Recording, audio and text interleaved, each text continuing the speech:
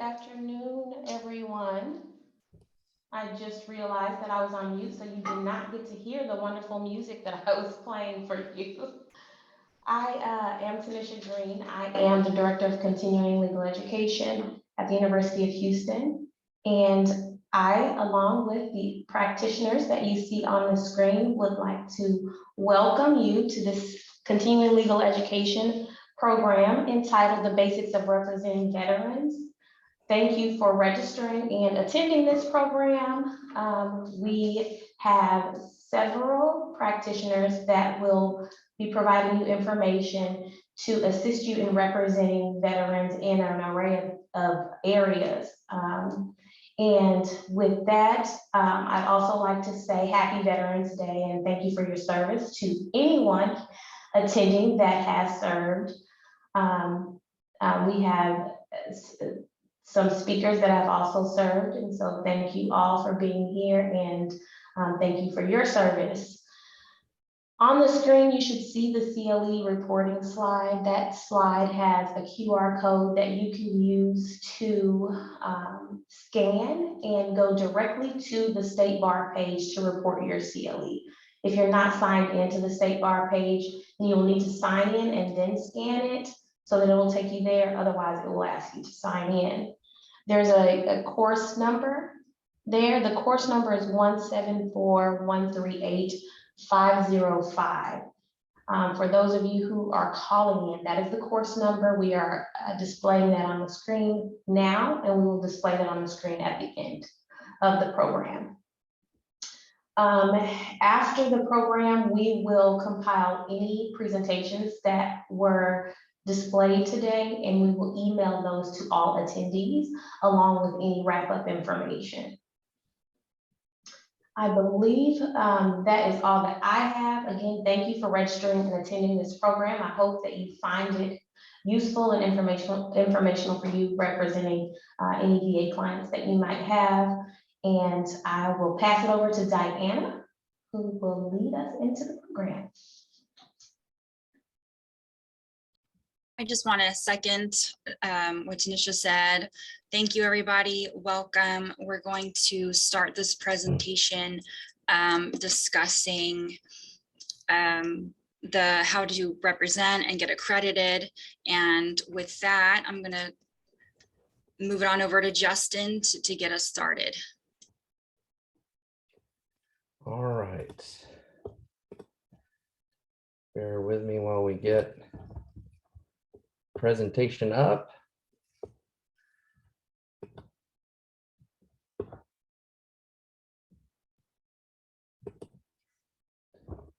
All right. Just want to welcome everybody today. Thank you for attending. Happy Veterans Day. This is a presentation put on by the Harris County Veteran Legal Services Providers, the basics of representing veterans. My name is Justin Thompson. I am the managing attorney for Lone Star Legal Aid's Military and Veterans Unit. A little bit about us. We are the LSC funded legal aid organization that covers East and Southeast Texas. We cover 72 counties, including Harris County. On the bottom there, you can see a map of all the counties that we help out folks with civil legal matters. We've got staff in, of course, Harris County, because there's a lot of folks in this area and the contiguous counties. We also have staff attorneys out in Killeen, Belton area handling Fort Hood. And then we also have staff attorney up in Tyler to kind of handle the North 40, if you will. Of course, we handle veterans benefits, but we also work on family law and employment law issues, help out a lot of evictions and foreclosure actions right now, consumer protection, bankruptcy, Chapter 7 and 13. Also help out folks who need just wills and TODs and that kind of stuff. And then also public benefits, Social Security, Medicaid, Medicare, SNAP, Workforce Commission problems. And then for folks who've been involved in the criminal justice system, we help with expunctions and non-disclosures. Those are some of our wonderful clients there to the right. We help, in terms of helping protect families and homes, and then help people establish and maintain economic security. So with that, I'm going to start off the presentation today covering 3 topics, specifically the accreditation and representation before the VA. Then I'm going to go into an overview of the Veterans Administration and common benefits. And then finally, I'm going to wrap up with basic eligibility for benefits before we get into some of the more deep discussion of those. So with accreditation and representation, The requirements are pretty straightforward. You've got a form, imagine that, with the federal government, Form 21A, needs to be filled out and sent off to the VA office of the general counsel. Their email address is there. They are running a little slow right now, but upon receipt, I don't know why this is auto advancing, so my apologies. Upon receipt of that accreditation, you can begin serving folks. You've got 3 hours of approved CLE credits you need to take within the first year.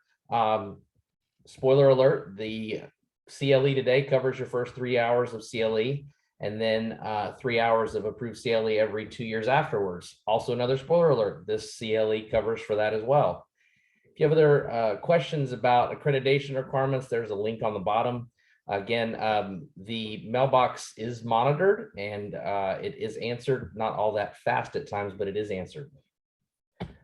So the CLE requirements that must be met in the 3 hours of CLE training that you take within your first year or every 2 years afterwards got to satisfy requirements set up by the VA, and these are the areas that have to be covered.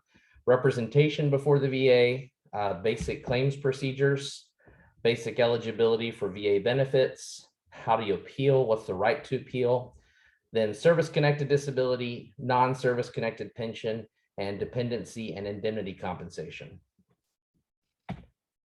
Some valuable resources. Obviously, there's, you can go all kinds of places. The Veterans Benefit Manual is, I would say, probably one of the Bibles that you want to start with. It's put out every year with annual updates by LexisNexis. And then the NOVA is the National Organization of Veterans Advocates. They are kind of like they've got a clearinghouse of regular CLEs as well as quite a bit of information on their website. And they have a big symposium every year. Now, the governing law regarding veterans benefits is under 38 USC and then the 38 CFR. And of course, along with that, you've got case law, you've got Federal Circuit Court of Appeals for Veterans Claims, and then the Board of Veterans Appeals. Now, something interesting about the Board of Veterans Appeals, again, I apologize, I don't know why this keeps auto advancing. The Board of Veterans Appeals is not precedential, but it is persuasive. So you really can't cite to that as an authority if you were practicing, except to say that in this case that's similar on ABC to my case, this is what the board did. And then regarding policy documents, there's quite a bit out there as well. There's the Office of General Counsel has precedent opinions. There's the M21 1MR benefits adjudication manual. And then there's what are called fast letter instructions. The VA regularly sends out just direct instructions to their claims adjudicators. They are specifically about how to handle certain issues. They get updated fairly often. They're fairly easy to find online, but you need to know about those because they do impact how the VA adjudicates decisions. Now, the Veterans Administration is it's a beast. Over nearly 400,000 employees. Their 2021 budget was $243 billion. The VA itself, though, Veterans Affairs Department, has three components. It has the National Cemetery Administration, the Veterans Health Administration, and then Veterans Benefits Administration. Now, obviously, the National Cemetery Administration is pretty straightforward in what they do. They maintain burial space over 155 national cemeteries for veterans and eligible family members. They've laid to rest over 4 million soldiers of every war and conflict. And the last number I could find in 2017, there was more than 360,000 honored. And there's a phone number for folks. Now, these are the folks that will provide headstone and the space for final rights for folks. And then you got the Veterans Health Administration, where you start to get into the bigger bureaucracy. You've got, they handle comprehensive health care, they handle medication for folks, they handle nursing homes and the domiciliaries. Domiciliaries are treatment programs, 90-day treatment programs in a lot of places for homeless folks. And then HUD-VASH is a component of subsidized housing that is like Section 8 housing, subsidized housing, but specifically for veterans. And then the VHA also handles extended care and geriatric assistance. Now, the VBA is a lot of what we're going to be talking about today. They handle life insurance. They handle the VA home loans you're probably familiar with. Voc rehab, which is where, you've got folks who are not necessarily going to a 4-year college, but these may be folks who are going to trade school, as well as other commercial trade, electrician and that kind of school, as well as education and GI Bill, survivors benefits, which I'll be discussing a little later, and then income, which is going to be a lot of our discussion today, service connected folks, non-service connected folks. That's what's going to be handled by the VBA. So when you start talking about and kind of analyzing whether or not somebody is eligible for benefits, kind of what is the process look like? So it's really a two-step process. First, eligibility, who is a veteran according to the VA? And that actually is more or less straightforward, but there are some nuances. And then from the second level of analysis is entitlement to a specific benefit. Has the veteran met the criteria for a specific benefit like service-connected compensation or special monthly compensation, DIC, or veterans pension? Now, under VA eligibility, what is a veteran? Well, it's specifically laid out in 38 USC 101 subsection 2. A veteran is a person who has served in the active military, naval, air, or space service, and they were discharged or released under conditions other than dishonorable. Again, we're going to go into talking about discharge upgrades later in the presentation. If someone is discharged other than honorable, how can you help them? Now, when we say active service, if you are active duty, that is always federal service. So if you're in one of the branches listed there, that is considered federal active service. And then you've got the reserves, which are included Air Force, Army, Coast Guard, Marine Corps, and Navy. They become federal when they have been mobilized. And then finally, there's the National Guard. And this is the state entities of the Air Force and Army, and they become federal active only when mobilized by the president under Title 10 orders. So later on, we're going to be talking about, looking at people's DD-214s to qualify. It's important to see what service dates, how they were discharged under both their DD-214 or their NGB-22 if they were Guard. Now, levels of service, generally speaking, most of the population knows about honorable and maybe, dishonorable. They don't necessarily always know that there are gradations of that. Now, this is a chart that kind of discusses the various discharges that you would likely see on a DD-214. There's honorable, which is acceptable conduct performance. General under honorable is a little less than sufficiently meritorious. Uncharacterized is also sometimes entry-level separation, folks who left within their first 6 months of service. Then you've got other than honorable or an OTH, which is some misconduct, but not any court-martial convictions. And then you go down into bad conduct and dishonorable, court-martial, or general court-martial. Again, later in the presentation, we're going to be discussing discharge upgrades and character of discharge review. If you have a veteran who has one of these things that's other than honorable, how do you get them qualified for help? So that's from a veteran standpoint, what's active duty, what is other than honorable. And now then the other component is that entitlement specifically. When you're looking at a benefit, what do they qualify? So let's start first with the VHA or the Veterans Health Administration. So this is getting help through the VA Medical Center.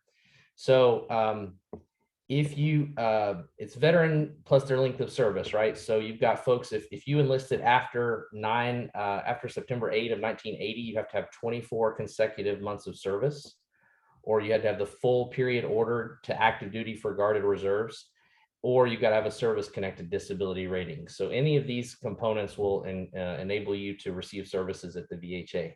Now, there are some exceptions, thankfully. For mental health care, regardless of your service, you can get mental health care treatment. Similarly, if your client was a victim of MST, military sexual trauma, they can receive physical and mental health care. And then there's also Chapter 7 benefits related to OTH discharges regarding PTSD and regarding, traumatic brain injury. And then there's Directive 1601-802, which kind of outline those a little bit more specifically. So just because your client may not have good paper, clean paper, they still may be able to receive some health services through the VA. And then also, so then once you get down into the specific benefits, service-connected disability, DIC, and non-service connected benefits, those are a lot more specific in terms of what will qualify a veteran for those entitlements. So with that, I'm going to go ahead and hand it off to Randy to start talking about service connected.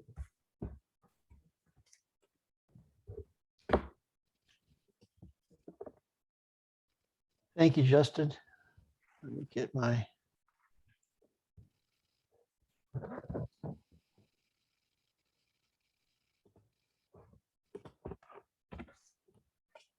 Can everyone see my slides? Yep. Perfect. My name's Randy Clark. I'm the currently the supervising attorney for the Veterans Legal Initiative at the Houston Volunteer Lawyers. We work a lot of the same cases that Justin's organization works, only we do it in a little bit different manner. We work through volunteer attorneys who are doing pro bono cases and take on cases for veterans who are suffering from the same types of issues that Justin outlined from his organization. So from the standpoint of what Lone Star does and what HVL does for veterans, they're pretty much the same thing, only with a different model. Just a little bit about my background that's relevant to today. I graduated from the Citadel in 1973 and immediately went on active duty and served on active duty in the Air Force for 10 years and got off active duty and moved to Houston to begin my private practice. But I stayed in the reserves and I continued my reserve service for 20 years. And then finally in 2003, I retired after 30 years as a colonel. 10 years of that reserve time was spent at the Air Force Military Personnel Center. And in my job, in my reserve job, we were the primary legal advisors to the Air Force Board for Correction of Military Records, as well as the primary legal advisors to the formal physical evaluation boards for the Air Force, which is similar to the VA disability system. And during the summer, I would go do my 2 weeks of active duty over at the formal PEB and actually spell one of the active duty attorneys there and spend my time for those 2 weeks representing active military personnel who were being discharged from the service for medical reasons. And the Air Force follows the same standards that the VA did. So I got quite a bit of experience over a course of several years actually representing people who had different types of medical conditions and who were being discharged from the service for many of the same reasons that you'll be talking to veterans who are seeking to get disability. So we're going to be talking today about service-connected disability benefits, which was the first bullet that Justin mentioned. This is really the heart and soul of what you're going to be doing when you're representing veterans in this. And I'm not going to have time in the 25 minutes that I've got to be able to get very deep. We're going to look at it from about a 30,000-foot view. But I wanted to hit the high points so that you would at least be aware of some of the things that you probably need to know when you take on your first case. So now you've gotten your form approved by the VA. Now you've been certified. Now you've taken the course and you have a client. And so now what? What do you do now? So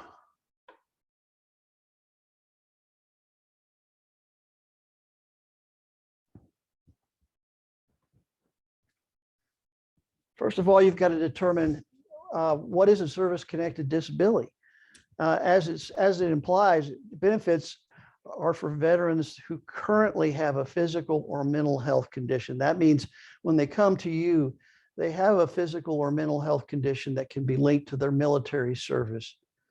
And if they do, for the most part, they are entitled or may be entitled to compensation at a disability rate of anywhere from 0% to 100%, depending on their particular condition. And I'm going to go through a little bit about how that's determined here in a little bit. Okay, as I said, it's got to be a current disability. It's got to be something that they're currently suffering from. It had to have been caused by an in-service event or an injury. And there has to be a nexus between the current disability and the event. So if it's two unrelated matters, such as you've got ear problems, but you suffered a broken leg while you were in military service, there's no nexus there that unless the medical records indicated that they were related in some way. The good news is that the standard of proof is that it must at least as likely as not. So you've got a preponderance of the evidence standard with the presumption going in favor of the veteran as opposed to having to jump over that hurdle. So current disability, there's a lot of instances where you've got veterans who have disabilities that they incur while they're in military service. I've seen quite a few people that have come out of the service and have gone through extended rehabilitation, and they may have a prosthesis. And so that prosthesis that they're wearing is going to cause residual issues that are not necessarily directly related to the initial injury. So the veteran can be rated for the residuals of that disability based upon military service. Now, I've seen a number of cases where the veteran has come in and they have not applied for a disability, but they do have a disability. They just didn't know how to go about it. This is a very daunting type of bureaucracy, and there's a lot of forms and a lot of squares that have to be filled in. And so some people do not feel comfortable doing that. And so it's not always a prerequisite that when they come to you that they have a diagnosis from the military medical records that would actually tie it, but it certainly is most helpful that happen. Okay, the disability must be current. So the most common issue you get is I suffered a problem when I was in the military. I was treated and it seems to have gone away at this point. It's fixed. Well, that person no longer has a current disability, so they're not going to have a claim. So again, it's got to be residuals from a current disability or a disability itself. All right, and Justin spoke a little bit about what it takes to be a veteran. And as long as the initial injury occurred sometime between the day the veteran enters military service and the day they are discharged from the service, that's considered to be in the service. And as I said before, it's got to be on active duty at the time. Does not need to be directly tied to the military duties. So if there's a problem that happens off base, an automobile accident that occurs while you're not doing something you shouldn't have been doing, not due to your misconduct, even though that automobile accident wasn't directly related to your military duties, that would still be service connected, and it still would be a disability or injury that can be compensated. A lot of issues will come up as to whether the injury occurred because of the veteran's willful misconduct. A lot of times claims are denied based upon findings by the service officers that it was due to the veteran's own willful misconduct. And so those findings sometimes are valid, sometimes they're not valid, and they're based upon assumptions that you're only going to be able to determine when you talk to your client. But for the most part, if the injury occurred because of the veteran's willful misconduct, it's not going to be an injury that can be compensated. We've already talked about the disability being connected to the event. I'd like to just mention a couple of things that don't come up that often, but that nonetheless do exist. And that is that there are some conditions that the services have considered to be presumptively connected. And as a result, it relieves the veteran of any duty to have to come forward with any proof whatsoever. So if you've got a medical diagnosis of Agent Orange, for instance, from the Vietnam War, and a veteran comes in and says, I'm suffering from Agent Orange, that is one of those presumptive conditions that will automatically get the person compensation. Another situation that you have, and it's not been something that's been used lately, but nonetheless, if there was a prisoner of war who was suffering from any kind of medical problem as a result of that, then that is presumptively considered to be service connected. So there are a number of others, and I've given you a link in my slides to, if you're interested in more in terms of some of the others, but those are the basic ones that in terms of presumptive conditions that you need to be aware of. All right, when you take on a case, when I took on my first case with the military, I was given an office, and on the desk in that office was a book, a loose leaf binder that was about 1.5 feet tall. and it was loose leaf, and it covered both sides of every page. And it was the schedule for rating disabilities that the VA uses. That was back before they had online versions. They now have an online version that is searchable, and you can get to it on the web. And actually, it's quite a bit more handy than it was when I was using it. But essentially, the schedule for rating disabilities is the guide that all service officers who are making disability determinations use. This is a document that you're going to need to have, because it's going to be something that this is your primary source of the law and of the standards that are going to be governing the disability. And so I'd like to go through some of the high points on this, other than to say that this particular schedule for rating disabilities is broken down into a number of chapters. And those chapters each cover a part of the body, and they each cover certain conditions related to that. And so you're going to find yourself using codes, and those codes are going to be referring to orthopedic problems, mental health problems, other types of problems, cardiovascular problems. You know, when I first started doing this, I had absolutely no background in medical terminology or medical law. And so it was a bit daunting for me to have to figure out what a lot of these conditions were.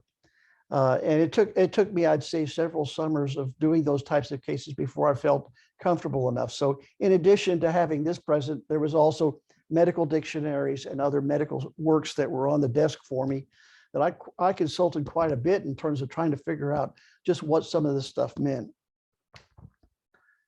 All right, essentials for rating a disability. The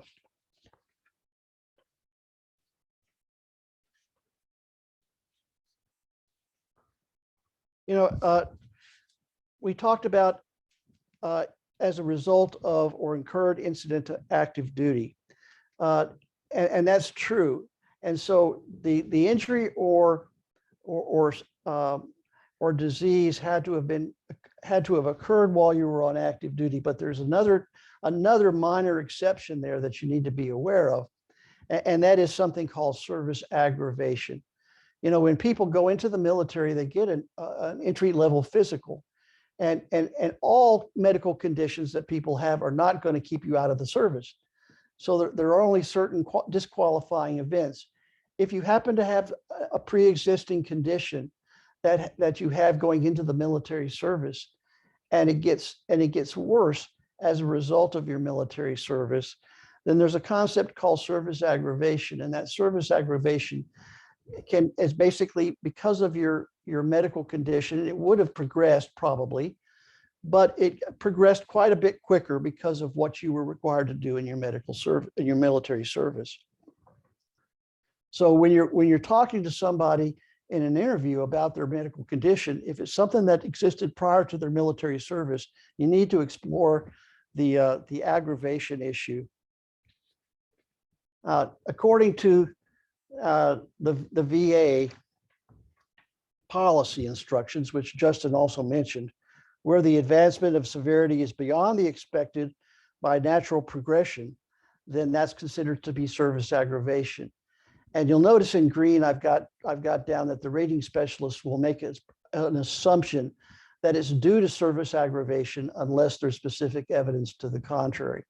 So again, the forum that you're in is going to give your client the benefit of the doubt as opposed to not having the benefit of the doubt.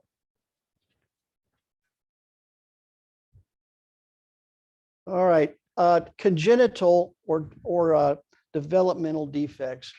I actually came up upon, I'd say, about a half a dozen of these cases over the course of my summers in the Air Force representing folks. And there was a particular case that bothered me quite a bit, and that was something called macular degeneration, which is a genetic issue that has to do with causing blindness. But it doesn't manifest itself until you're in your late 30s, early 40s. And so the number of individuals would come in and they would have a diagnosis of macular degeneration, and they would be going blind, and they would be seeking, or they would be looking for compensation. And they were being denied by the Air Force that compensation based on the fact that it existed prior to service. It was a genetic issue that wasn't service aggravated. and that it was something that was progressive. Now, just recently in the last few years, the VA's recognized that eye condition, and they're now going ahead and they're not denying those benefits for macular degeneration. But just to be aware that there are some congenital or developmental defects which are not going to be compensable based upon the fact that they are pre-existing and they're maybe genetic in nature.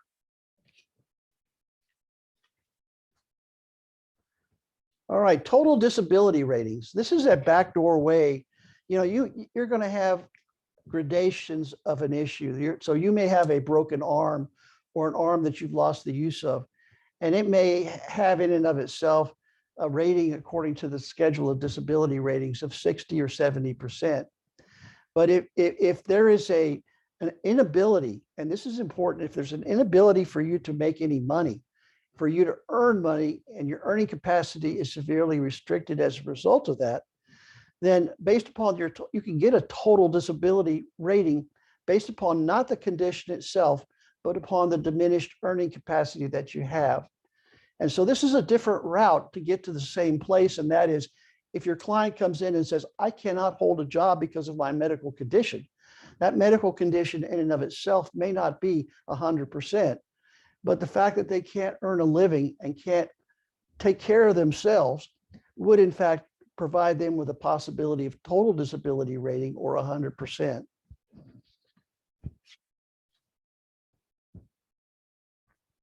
Oh, we talked a little bit about not being compensated for misconduct. You know, bar fights and AWOLs. When I first started, after I came to Houston, I first started volunteering at HVL and taking volunteer cases in this area. One of the very first cases that I got was an Army guy that was kicked out of the service and was not given any kind of compensation whatsoever, but he had some severe trauma to his brain. And it was as a result of a bar fight that he had absolutely nothing to do with.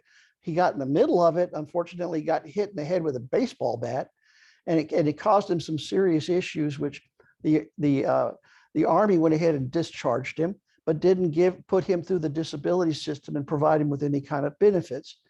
Now, that case took about a year to a year and a half to get resolved, but when all was said and done, we were able to find in his medical records certain diagnoses that supported a disability rating, which got him quite a bit of back pay and quite a bit of money and compensation. It was life-changing for that particular veteran. So misconduct representations or misconduct findings can be devastating, and they're not all necessarily true. I'm going to give you some examples of cases of willful misconduct. Example one, don't shoot yourself in the foot. VA denied an Army veteran's claim of service connection, amputation of a big toe. He'd been playing around with a safety clip of his shotgun while intoxicated. His toe came off, and they denied that on the ground of misconduct. Example two, don't go drinking, stay up for 45 hours, and then try and drive 250 miles. I'll let you read about that. But basically, a line of duty determination said that was his own misconduct. And finally, don't get stabbed in a bar fight after drinking. And so in that particular case, that was due to his own misconduct. And finally, don't blame, and I've actually seen this, don't blame alcohol abuse or abuse and try to blame the culture of the Marine Corps or the service that you're in. I've actually had people come in and say, if I hadn't been in the military service, I wouldn't have started drinking and I wouldn't have become an alcoholic. That's not going to get you any claims. So the culture of the military and the medical issues that might have resulted from that, that's certainly not something that's going to get you compensation. All right, this is important. And I was quite surprised the first time I thought this, because I went into one of my very first claims, into one of my very first hearings, and the client clearly under the schedule of disability ratings had a 40 and a 30, and you know, two different conditions that one ranked at 30%, one ranked as 40%. And to my view, that was, you know, that was quite a bit. And just to kind of give you an example of VA math, the way it works for the VA is they'll take the first condition that they rate, And I give you an example here. You're provided with a first rating of 40%. You start out at 100% healthy. And what the VA will do then is they'll take 40% off of that, and you're now 60% healthy. Then they move into the second diagnosis. And let's say that second diagnosis is a 30% diagnosis. Well, you started out at 60, and so they'll take 30% of 60%, and that will come to about 18%, rounded up to 20. So really, you can see that what they do is they don't give you the benefit of being at 100% for each one. They'll actually take away that percentage for the first one. So when you're doing your math, remember that the VA considers combined ratings a little bit different from the way I may have done math to begin with. So if you have multiple diagnoses, remember the VA math in this, and you're going to be, it's going to be a little bit different if you have multiple diagnoses. All right, finally, I'd like to go ahead and give you an idea. When I told you that at the beginning that the schedule of ratings had different chapters, I just picked a couple of these at random. So chapter 5 actually is shoulder replacement, or a prosthesis based upon a shoulder replacement. You'll notice that the VA will say basically for the first year following implantation of the prosthesis, you're going to be rated at 100%. That makes sense. You're going through rehab, you're getting all of you're getting used to it, you're trying to get your body back in shape after having a prosthesis placed on it. And thereafter, with whatever chronic residuals you have, whether they're severe, painful, weakness, that sort of thing, with intermediate and with minimum ratings. So I always say to people that are representing veterans, I said, you've got two parts to this puzzle. Number one, you're going to have the science, you're going to have the medicine, which is going to be empirical in nature. And that's going to be pretty much set in stone unless the doctor's opinion is wrong. And the second part is going to be subjective, and where you're going to have the best luck in terms of getting your rating at a higher number. It's going to be at the part where you're talking about what is severe versus what is minimal or what is intermediate, because those are pretty vague terms. And so intermediate degrees of residual weakness versus severe are going to be subjective. And so you can make your case based upon subjective things in his or her environment. So the way they get along around the house, the way they get along in work, the way they get along in life, period. It's you can make your case that really what the VA considers to be intermediate is really severe, and therefore ranks not just a 30%, but rather a 60%. You can see also, and again, this is just an example to give you an idea of what the table looks like. They pretty much will rank you from 100% to 0% based upon the condition that you have. Finally, I'd like to talk about mental disorders.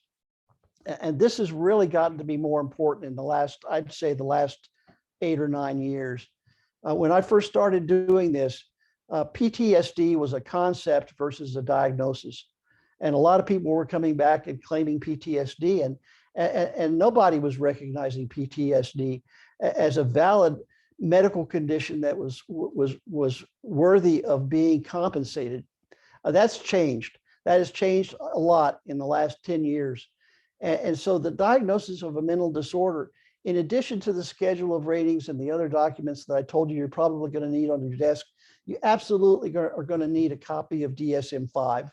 DSM-5 is the diagnostic and statistical manual of mental disorders. And that's the Bible that the VA uses to determine the degree of psychiatric problem that an individual might have.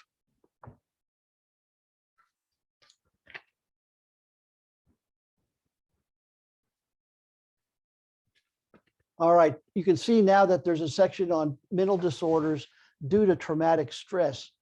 You know, traumatic stress, and you see it a lot from people that are coming back from Afghanistan who have maybe been in combat, who have seen horrible things that have happened to maybe themselves and to their buddies during firefights and that sort of thing.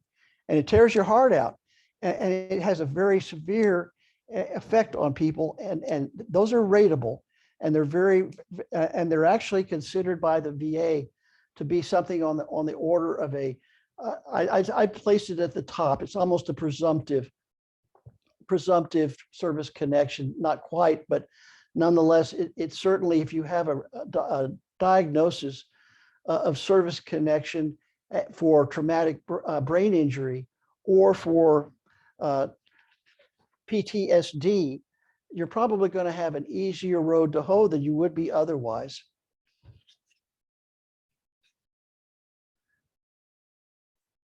All right, I want to say that part of the problem, in addition, another thing that you're going to see a lot of is a lot of times when a person's involved in combat or even in an accident involving their IEDs or whatever, you're going to see people that suffer from traumatic brain injury. And those conditions, the traumatic brain injuries, can cause cognitive issues that'll last through the veteran's entire life. Another area which has gotten to be a hot button area, but is very real, unfortunately, is your military sexual trauma caused by sexual abuse within the military environment. And so those are conditions that are actually things that the people at the VA are looking at. If they see it, it red flags it, and they're given, I guess, a super priority. That's all I want to have to say about the schedule of ratings, other than you're going to get to know it very, very well, and you're going to have some other books that you're going to need to have by your side. Justin did mention that there are secondary sources, and I wanted to mention that as well. The United States Court of Appeals for Veterans Claims actually has a website, and you can type in keywords, and they are good for providing you with the current thinking of the VA and the lawyers at the VA in terms of what they consider to be valid legal arguments concerning different types of conditions. And so typing in keywords will pull up opinions, and those opinions are persuasive, and those opinions can be cited, and I have. And you can actually get a good idea of how the VA thinks about certain kinds of cases and certain kinds of conditions. And so I just wanted to call it to your attention that the United States Court of Appeals for Veterans Claims is a federal court located in Washington, and it has a website that you can go ahead and search. So this is a good secondary source for the law. And we actually did talk about presumptive service connection a little bit earlier, so I'm not going to go back over that. Finally, how much money do they get? Well, it changes every year, obviously, but as of right now, currently, if you look at the veteran alone with no dependents, and you look at 70%, you're going to get about $1,400. And these benefits, by the way, are non-taxable. The 80% goes up to 16, 90% goes up to 18, and of course, 100% rating is $3,146 a month. Now, when you think about how much that is in a year, it's not really a lot, but it's for folks that can't get along, for folks that are barely squeaking by, that's an awful lot of money. And there are additional benefits that go along with that. And I believe that Justin's going to be talking about those additional benefits later. But I wanted to leave you with the final slide, that this is what you're looking at in terms of how much 100% rating will mean to your client per month in terms of the disability compensation. And I don't know how much time I've got left, but I'll turn over the remainder of my time for the next speaker. Thank you very much.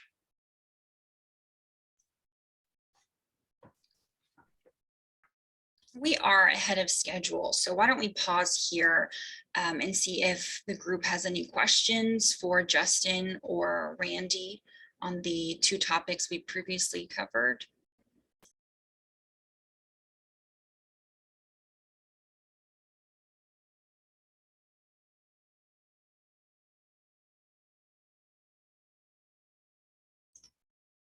You can place your questions in the chat if you have them.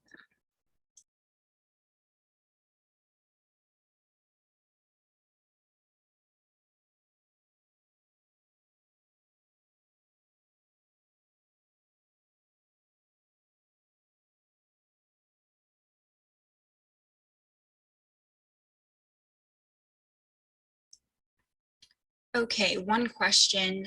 I believe this is for Justin. Are USPHS and NOAA officers eligible to receive VA benefits?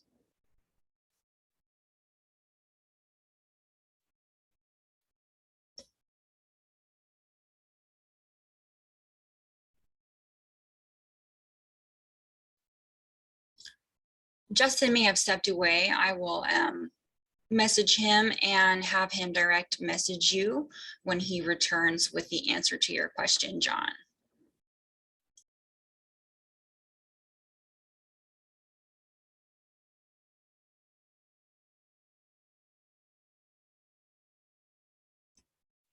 Okay, Randy, Megan has a question. Could you talk a little bit more about the presumption that's made for clients raising PTSD or TBI conditions?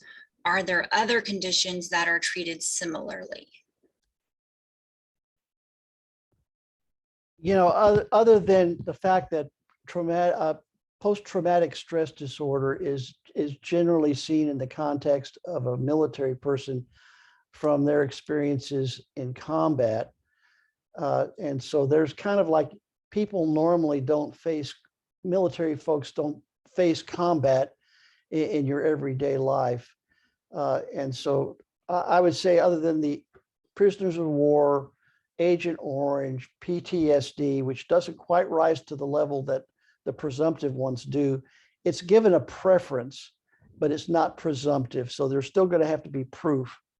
But if I see a case where a person comes in with a diagnosis of PTSD, that's going to be one of what I call low-hanging fruit. That's going to be a case that you're probably going to win because of all of the class action lawsuits and all of the things that have happened in the last 10 years through the Secretaries of Defense and the memorandum that they've written. So I'm not aware of any other conditions that would be treated similarly. But like I said, I tried to mention those that I did. Traumatic brain injury is one. And then the other is military sexual trauma is the other. So those three are and they are considered to be a type of post-traumatic stress disorder.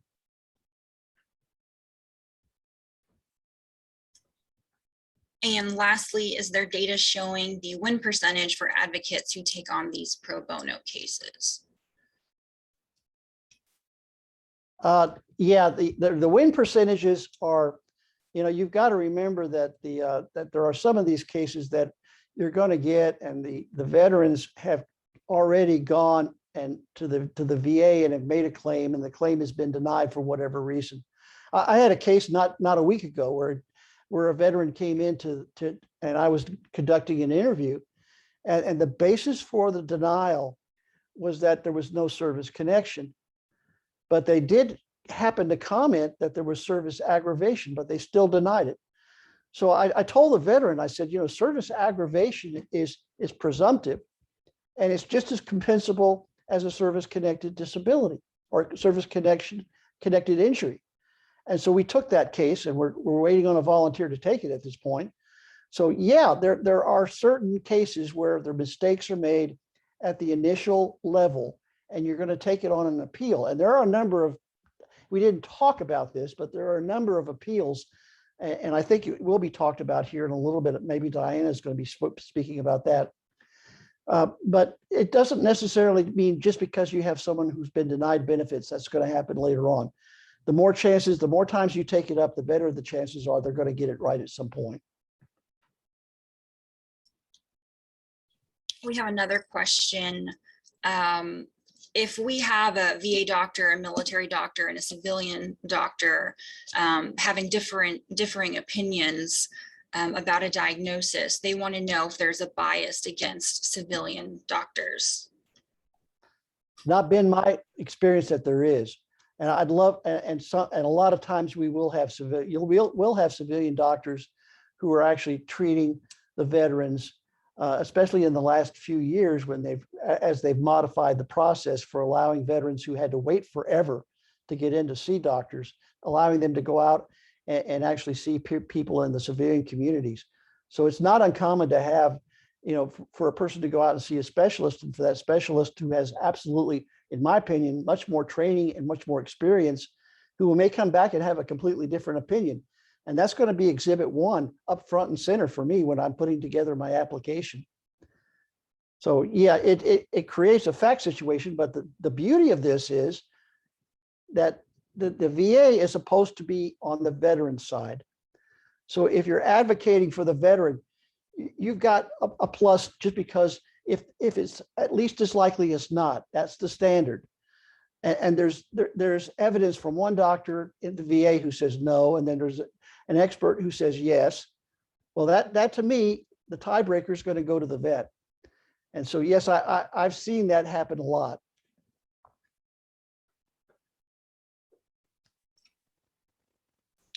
Another question here.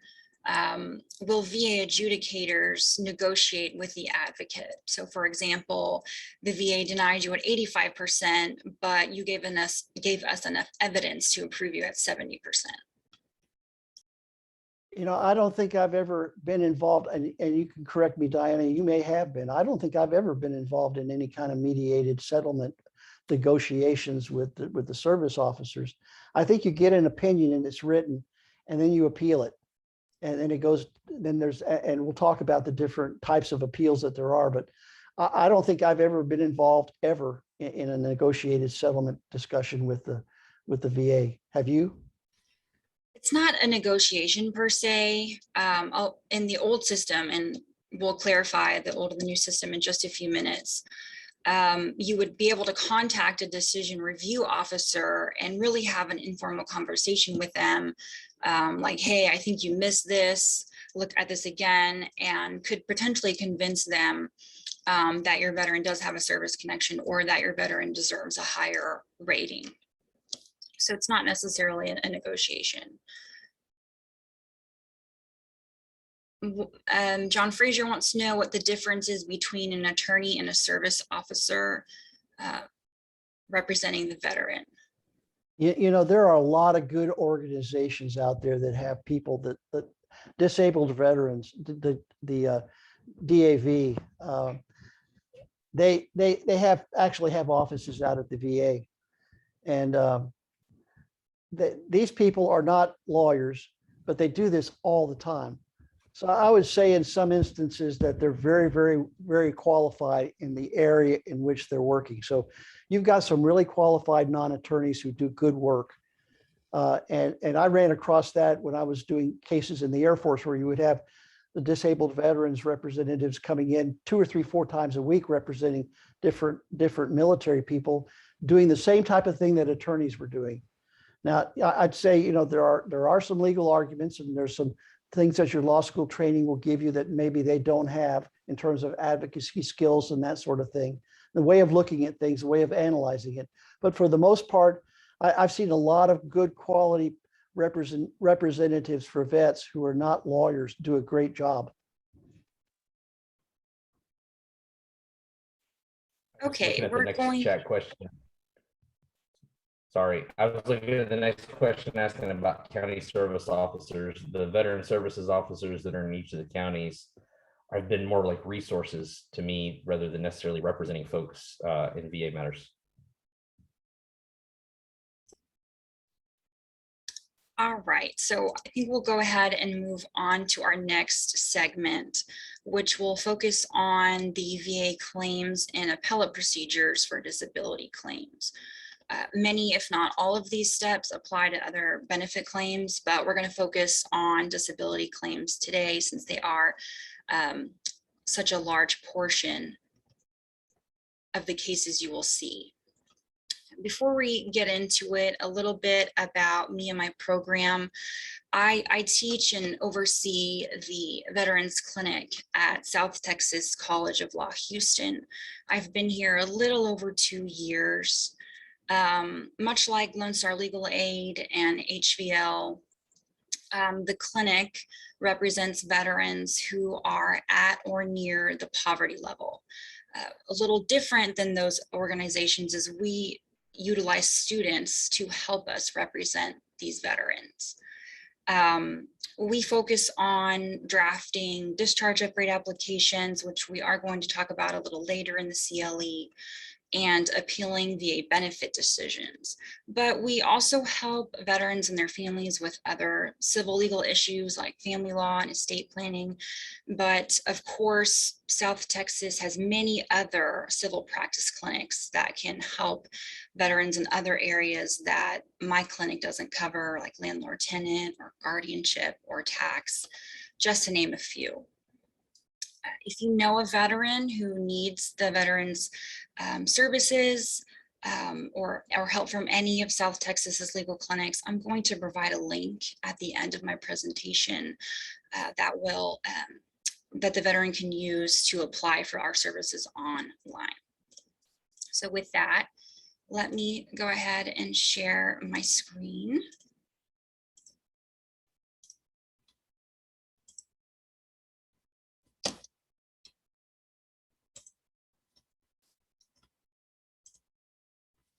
All right, so much like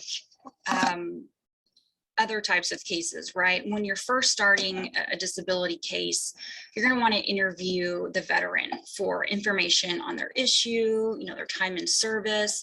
You want to get a feel on if the veteran is eligible for VA benefits and if they might qualify for the disability benefit.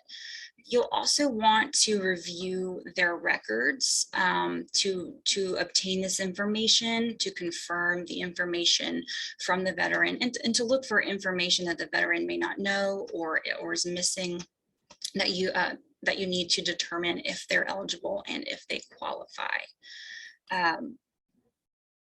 Here, let me go ahead, and here are some examples of the records you want to review. We have a chart here that explains what you need to request, where you need to request it, how you need to request it. The first column here, we have the VBA claims folder, or we call that a C file. The C file contains any and all claims that the veteran has filed with the VA previously. It'll include applications, evidence submitted with those, records the VA has obtained in relation to any of those claims, past decisions on the claim, and it will likely contain the veteran service records because the VA will also need those to make a decision when reviewing the claim. To get a copy of your C file, you'll use VA form 3288 together with a signed letter from your client stating, that they want their file and that they want the VA to provide it to you. You'll send that to the VA Evidence Intake Center in Janesville, Wisconsin. You'll also want the military personnel and the military medical records. You'll want to review those. How do we request those? We use a form called an SF-180. It's a simple one-page form. You'll fill it out, and then the second page actually has a list of addresses where you need to send the request. That will vary depending on the branch and the years that the veteran served. For VA medical records, you can go to va.gov, or you can use VA form 105345. If you're going to go online, the veteran will need a login from two different portals that they used to use. VA has actually combined these portals so that now the information you had to get into other places is all in one place on va.gov. And the veteran will have that login, or they can create a login. And from va.gov, they can, there will be a link where they can look at their medical records and download them as well. If your veteran's not tech savvy or they're uncomfortable with that, you can just send in the written request with this form, the 105345. And then we have private medical records, right? We'll use the HIPAA form, or if your hospital or doctor's office requires a specific release, you will use that. So usually in my clinic, we accept cases with a limited scope, limiting our representation to ordering the records and reviewing them. That way, if after we order and review them, we determine, the veteran's not eligible, they can't move forward, they don't qualify for the benefit, we can just end our representation there. But let's say that the veteran is eligible, right? The next thing you want to do is determine the type of claim to file. Let's say the veteran has never filed a claim for benefits, for any benefit with the VA. We call that an original claim. If they have, but this is the first time that they're applying to the VA for a specific condition, that's called an initial claim. Then we have supplemental claims, which basically, if a veteran has gone through this entire process and VA has denied their claim and all of their deadlines have passed, you can refile for the specific condition if you have new and relevant evidence. The veteran can also may want to file an increased rating claim, that being, well, the VA has agreed I have a service-connected condition, but they only gave me 10%, and I think I deserve a higher rating. The veteran may already have an open claim or a pending appeal. And then we have Q claims, which mean that the VA has made a final decision. You've gone through the process. The deadlines have passed, but you're saying, hey, VA, you got this wrong. You made a clear and unmistakable error.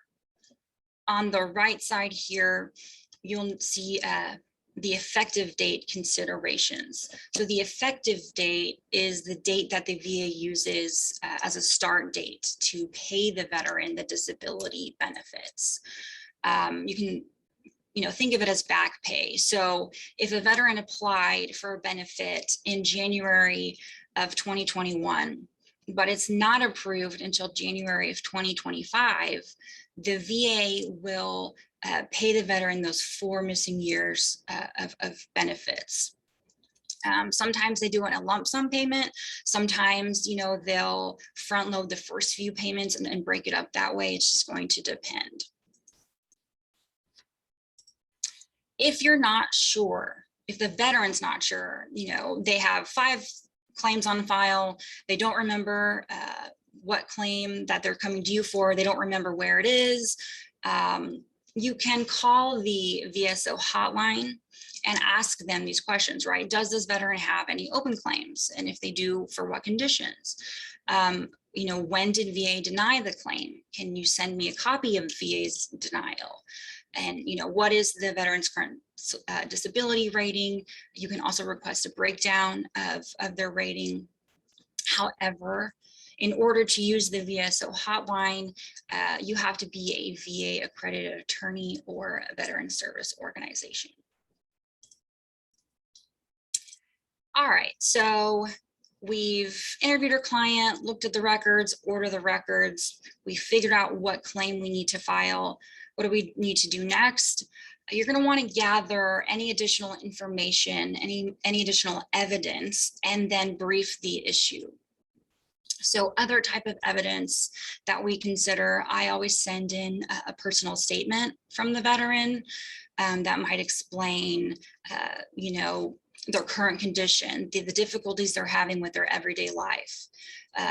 Or they tell the VA all about this event in service where they were injured.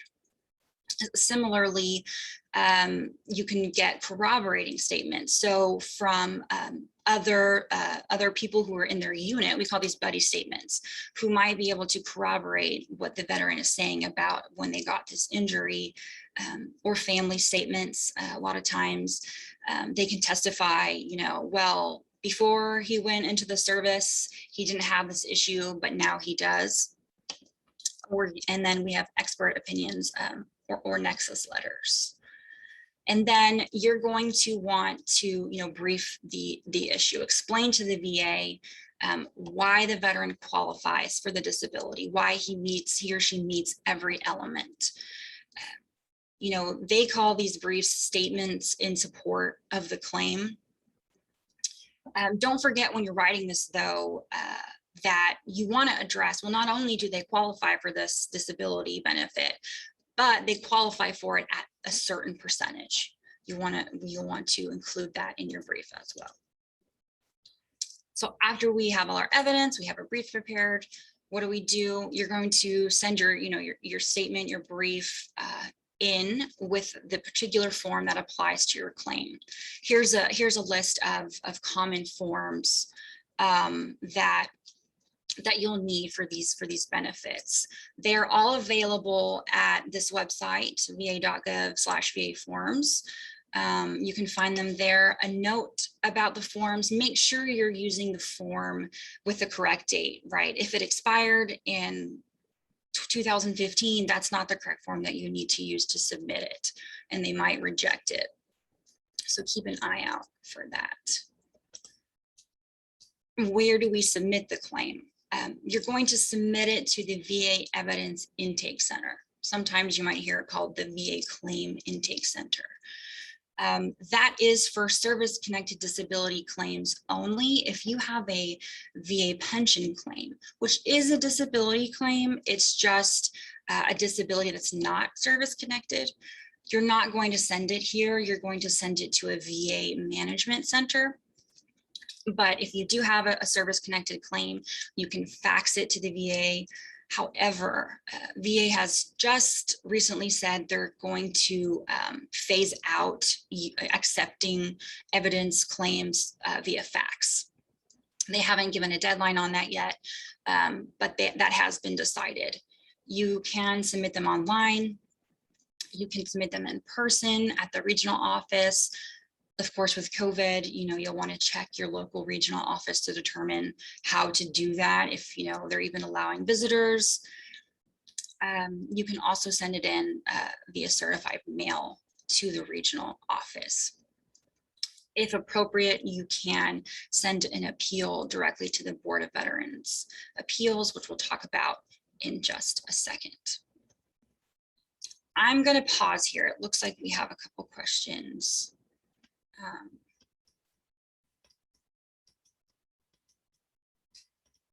think this is just in relation to the PowerPoint slides. So I will continue. All right, so you have your claim finally submitted. What happens now, right? So that's going to depend on which system you're in. Right now, VA is using two different systems at the same time, which, as you can imagine, causes confusion, not only for the veterans, right, but also for the veteran service representatives who are analyzing these claims. And to make matters worse, a veteran who has, multiple conditions could have one in the newer system and one in the old system. So these two systems, one is called the legacy system. This is going to apply to VA decisions that are dated before February 19th of 2019. The other system, the modernized system, applies to VA decisions received on or after February 19, 2019. And we're going to talk about each of these systems. So let's start with the legacy process, right? The decisions before February 19th, 2019. Here is a diagram of the stages of these types of claims. You'll note here at the very top, there's something called an intent to file.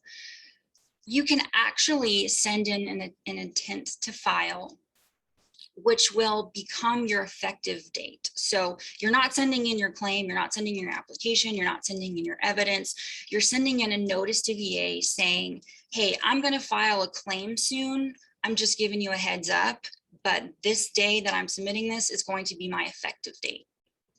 And as long as you submit your formal claim within a year of the intent to file, then that effective date of the intent to file will remain there. If you file your intent to file, but a year and a half passes, a year and 1 day passes, you lose that effective date, and the effective date will become the day you file your formal claim. After you file your claim, the VA is going to review it and analyze it, right, to determine if you qualify for the benefit. During this time, VA will normally schedule something called a compensation and pension exam. They don't have to do it, but I've never had a case that did not have a CMP exam scheduled. This is where the VA says, okay, you know, you're saying that you have a back condition. Well, go and see our doctors at the VA and let them look at you. And the doctor will, you know, have the examination, will look at the patient's records, and then determine if the doctor believes that it's more likely than not that the veteran's back condition was service related. They submit their decision to the VA examiner, and then that is used for the VA to make their decision, excuse me. From the time in the legacy process, from the time of filing a formal claim to the time VA finally made a decision, it took, you know, a year or so.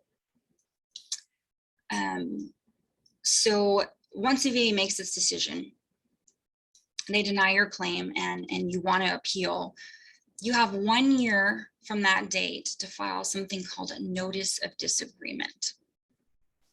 And you'll file that with your VA regional office. If that year passes, right, then your claim is closed and you can't move on in the appellate process. So you decide to file a notice of disagreement, you get it there within the year deadline. What happens now? So the discharge review officer, right, this is a senior level representative, they're going to review the denial. They're going to review the claim. This can include a hearing, or which is really a personal conference. I touched on that earlier. An informal conference when you talk with the decision review officer about the denial and about your claim. And you know, the decision review officer, excuse me, is going to look over the case, and they're going to come to a decision. And their decision is called a statement of the case. The statement of the case lists evidence, the evidence they looked at. It has the regulations and the laws that relate to their decision and to the claim. It'll include the actual decision and the reasons that they reached that decision. Except these, you know, the statement of the case decisions, they are pretty jumbled and they're vague. They don't give the veteran too much information on why it was denied. They don't specify what element is missing. So they're not always helpful. So the decision review officer makes a decision, you get your statement of the case, they've denied your claim. What do? You can appeal to the Board of Veterans Appeals. We call them the BVA or the board.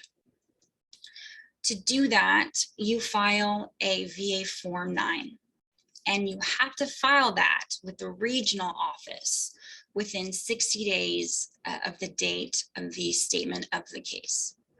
If 60 days passes, you cannot appeal. And let's say 60 days passes, but you file your Form 9, VA will not send it to the BVA, they will deny it, and they will say your claim is closed.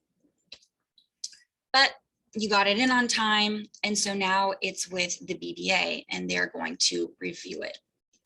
You can request a hearing at the Board of Veterans Appeals. And if you choose to have a hearing, right, you'll go through the claim.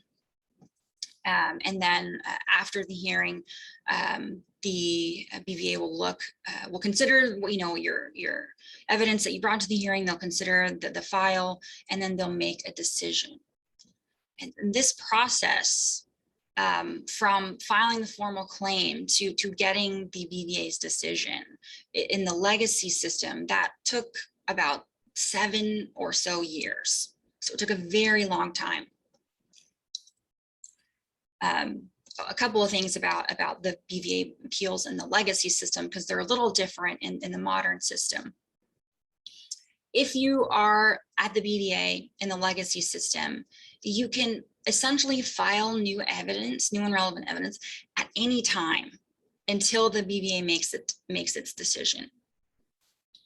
And then I have here, if you do request a hearing at the BVA, there are 4 types of hearings. You can have a personal appearance hearing at the regional office before a veterans law judge, or a personal appearance hearing in Washington, D.C. before a veterans law judge.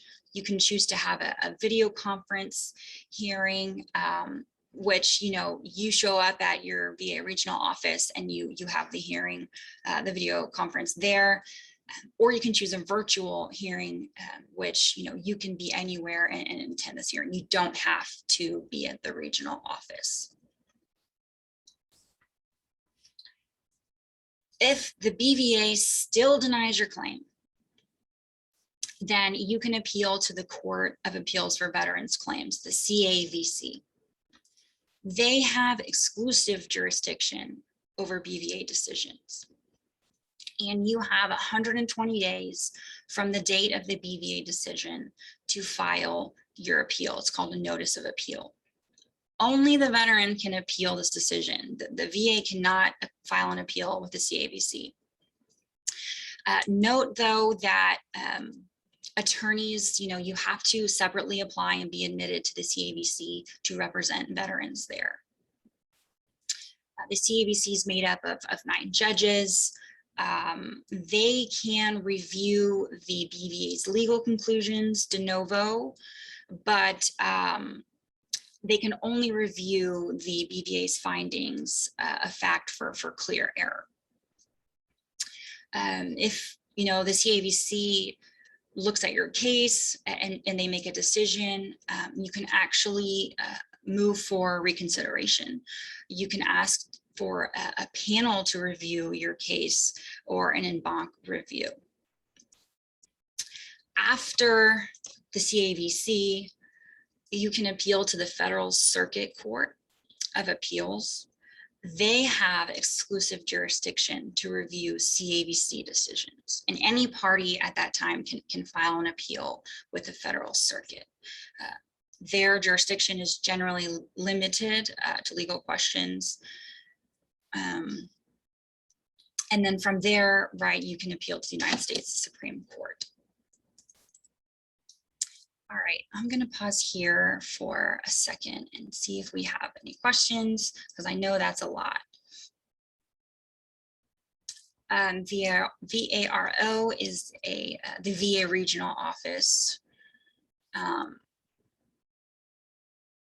And I think I touched on the requirements for the CAVC. If you still have any other questions, please put them in the chat and I'm happy to answer them.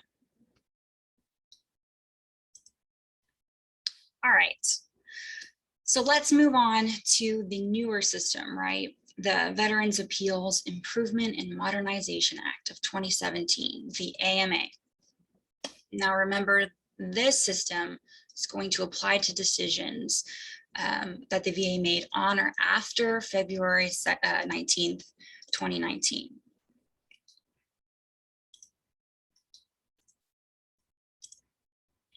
So what are the major changes between the AMA and the legacy system? There are quite a few, but some of the major changes are this. You'll notice that the legacy system was linear.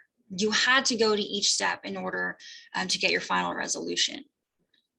Conversely, with the AMA, the veteran has more than one path for an appeal. They can choose the lane that's best for their claim. And now with the AMA, we have different rules for the submission of evidence. The time to appeal is different, and the VA's duty to assist has changed.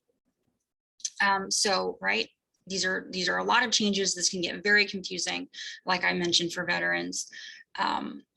Positively though, the statement of the case that I was speaking about just a few minutes ago, the one that, you know, lists the reason why you're denied but doesn't really explain it well, that has been improved. So now decisions have to include details on what element is missing from the veteran's application. So you know exactly where you need to go to get the new and relevant evidence that you need. And these decisions now include favorable findings, which are binding on later appeals unless there's clear error. So this is the new AMA system. You'll file your claim. The VBA will make a decision. And then you have 3 choices now. You can choose to have a higher level review. You can choose to submit a supplemental claim, or you can choose to appeal directly to the Board of Veteran Appeals.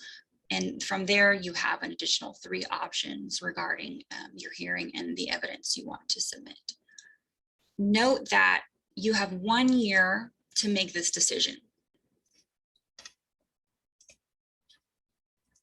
So let's talk a little bit about each of these lanes, right? The higher level review lane, that sends the decision back to the agency of original jurisdiction. Whoever made the initial decision, it goes back there. But a higher level experienced adjudicator now reviews the claim de novo. You can't submit new evidence though. However, you can make new arguments based on the evidence that's already in the file. So no new evidence, but new arguments are allowed. In the higher level review lane, the VA does not have a duty to assist. And what that means, the VA has a duty to assist veterans in getting evidence like medical records that is needed to support your case. And that does not exist here in the higher level review. So let's say, you know, actually, I don't want to go to the higher level review. I might want to go and file a supplemental claim. What is a supplemental claim, right? Those are also reviewed by the agency of original jurisdiction. And a regional office, veteran service representative will look it over. Basically, it's just a re-adjudication of your claim based on new and relevant evidence. So as long as the VA hasn't seen this evidence before, and as long as it's relevant, right, to your claim, you're able to file a supplemental claim. Here, though, the VA does still have a duty to assist. They still are required to help gather evidence to help the veteran make a successful claim. And here you can also request a hearing. But you know, you don't want to do a higher level review, you don't want to do a supplemental claim, you just want to go right to the BVA. You can do that now, right? You'll still have the veterans law judge there, but you're not allowed, there's no more travel boards, there's no duty to assist, and now you have 3 hearing options, which we're going to go into next. So if you choose to go to the BVA, you have 3 options. You can say, I just want you to review what's already in my file. I don't want a hearing, and I'm not going to submit new evidence. You can do that, and that's going to be the fastest way to get a decision on your claim. Well, let's say you know that you have an appointment coming up and you think it's going to be favorable. You just don't have that evidence yet. You can request a hearing, and you can tell the BVA that I am going to be submitting new evidence. Conversely, maybe, you just don't want a hearing, but you have new evidence coming and you're going to be submitting that. You can choose not to have a hearing, but that you can still submit new evidence. So with a new system, if you choose to have a hearing, right, the only way you're going to do that is via Washington, D.C. or video conference only. They no longer have veterans law judges that travel around and hold hearings in person. And as opposed to the old system, right, when you could submit new evidence up until they made their decision, you cannot submit, you only have a certain window here to submit new evidence. You have to either do it at the hearing or within 90 days after the hearing. And another difference here is you're going to file your notice of disagreement. If you'll remember, in the old system, you filed something called a VA Form 9, and you filed that with the regional office. That's not the case anymore. Now there's a separate form, and you're going to be filing that directly with the BVA. And as I mentioned before, there is no duty to assist under the new system. Previously, in the legacy system, the BVA could remand something back down to the regional office and ask them to look into it a little more. And the regional office would comply, and then they'd send it right back to the board to make a decision. The board also in the old system, they could request something called independent medical opinions. So like, let's say they're going through your claim, they discover that there's some medical questions that are left unanswered, or maybe prior examinations were inadequate. They can request this independent opinion. These are not exams, right? These are basically just asking like an expert to review the evidence already on record and to give them an opinion on what they think. Okay, so you chose your lane. You're denied still. What do you do now? That's gonna depend on what lane you chose. I know this diagram is a little scary, but I'm gonna wanna focus on these three boxes here, right? If your first choice was a higher level review, but you were denied, you can either appeal directly to the BVA, or you can say, okay, they told me I'm missing evidence on the current condition, so I'm going to go to another doctor, I'm going to get examined, I'm going to get a nexus letter that shows I currently have this disease, I currently have this injury, I currently have this disability. And then you can file a supplemental claim. You have a year to make that decision. Let's say you first chose to file a supplemental claim, and then it's denied still. You can either decide, well, I want to go directly to the BVA, I want them to look at it first, or you can decide, all right, let me try here first, right? Let me try higher level review before I go to the BVA. I actually suggest that. It's kind of like having two bites at the apple in a way. That's generally what we do. But let's say, you don't want those options, or excuse me, let's say that the option you chose was directly to the BVA. You don't want to do higher level review. You don't want a supplemental claim. I want the BVA to decide my claim. If it's denied there, right? Like with the old claim, you can file an appeal with the CAVC, with the Court of Appeals for Veterans Claims. And that 120-day deadline still applies here. Or you can go and gather new and relevant evidence, and you can file a supplemental claim and start all over. So really, you can keep going through this cycle until you run out of new and relevant evidence. And just a note here, remember that whatever you choose, it's 1 year for each of them, except for the Court of Appeals, that 120 days, that's still a firm deadline. Okay, so I know I threw a lot at you. Justin and Randy both mentioned that the Veterans Benefits Manual. Really, it's very helpful. It's like, you know, in O'Connor's. You can purchase it. You can find it on Lexus. And recently, there's been a discharge upgrade manual that was published just a few months ago, and you can purchase that from the ABA. It's extremely helpful. And there's some information when you're filing discharge upgrade, there's some overlapping information you need. So I also think discharge upgrades, the discharge upgrade manual is a good place to look for information. And then of course, I'm happy to help, right? If anyone has any questions about this, about any of the topics from earlier, you know, please contact me. I'm happy to help. My email is here on the slide. I also have the link for our legal clinic applications, right? So if you know someone who could use our services, this is the link that they'll use to apply for the Veterans Clinic, for any of the civil practice clinics. That link, they'll use that link. All right, do we have questions?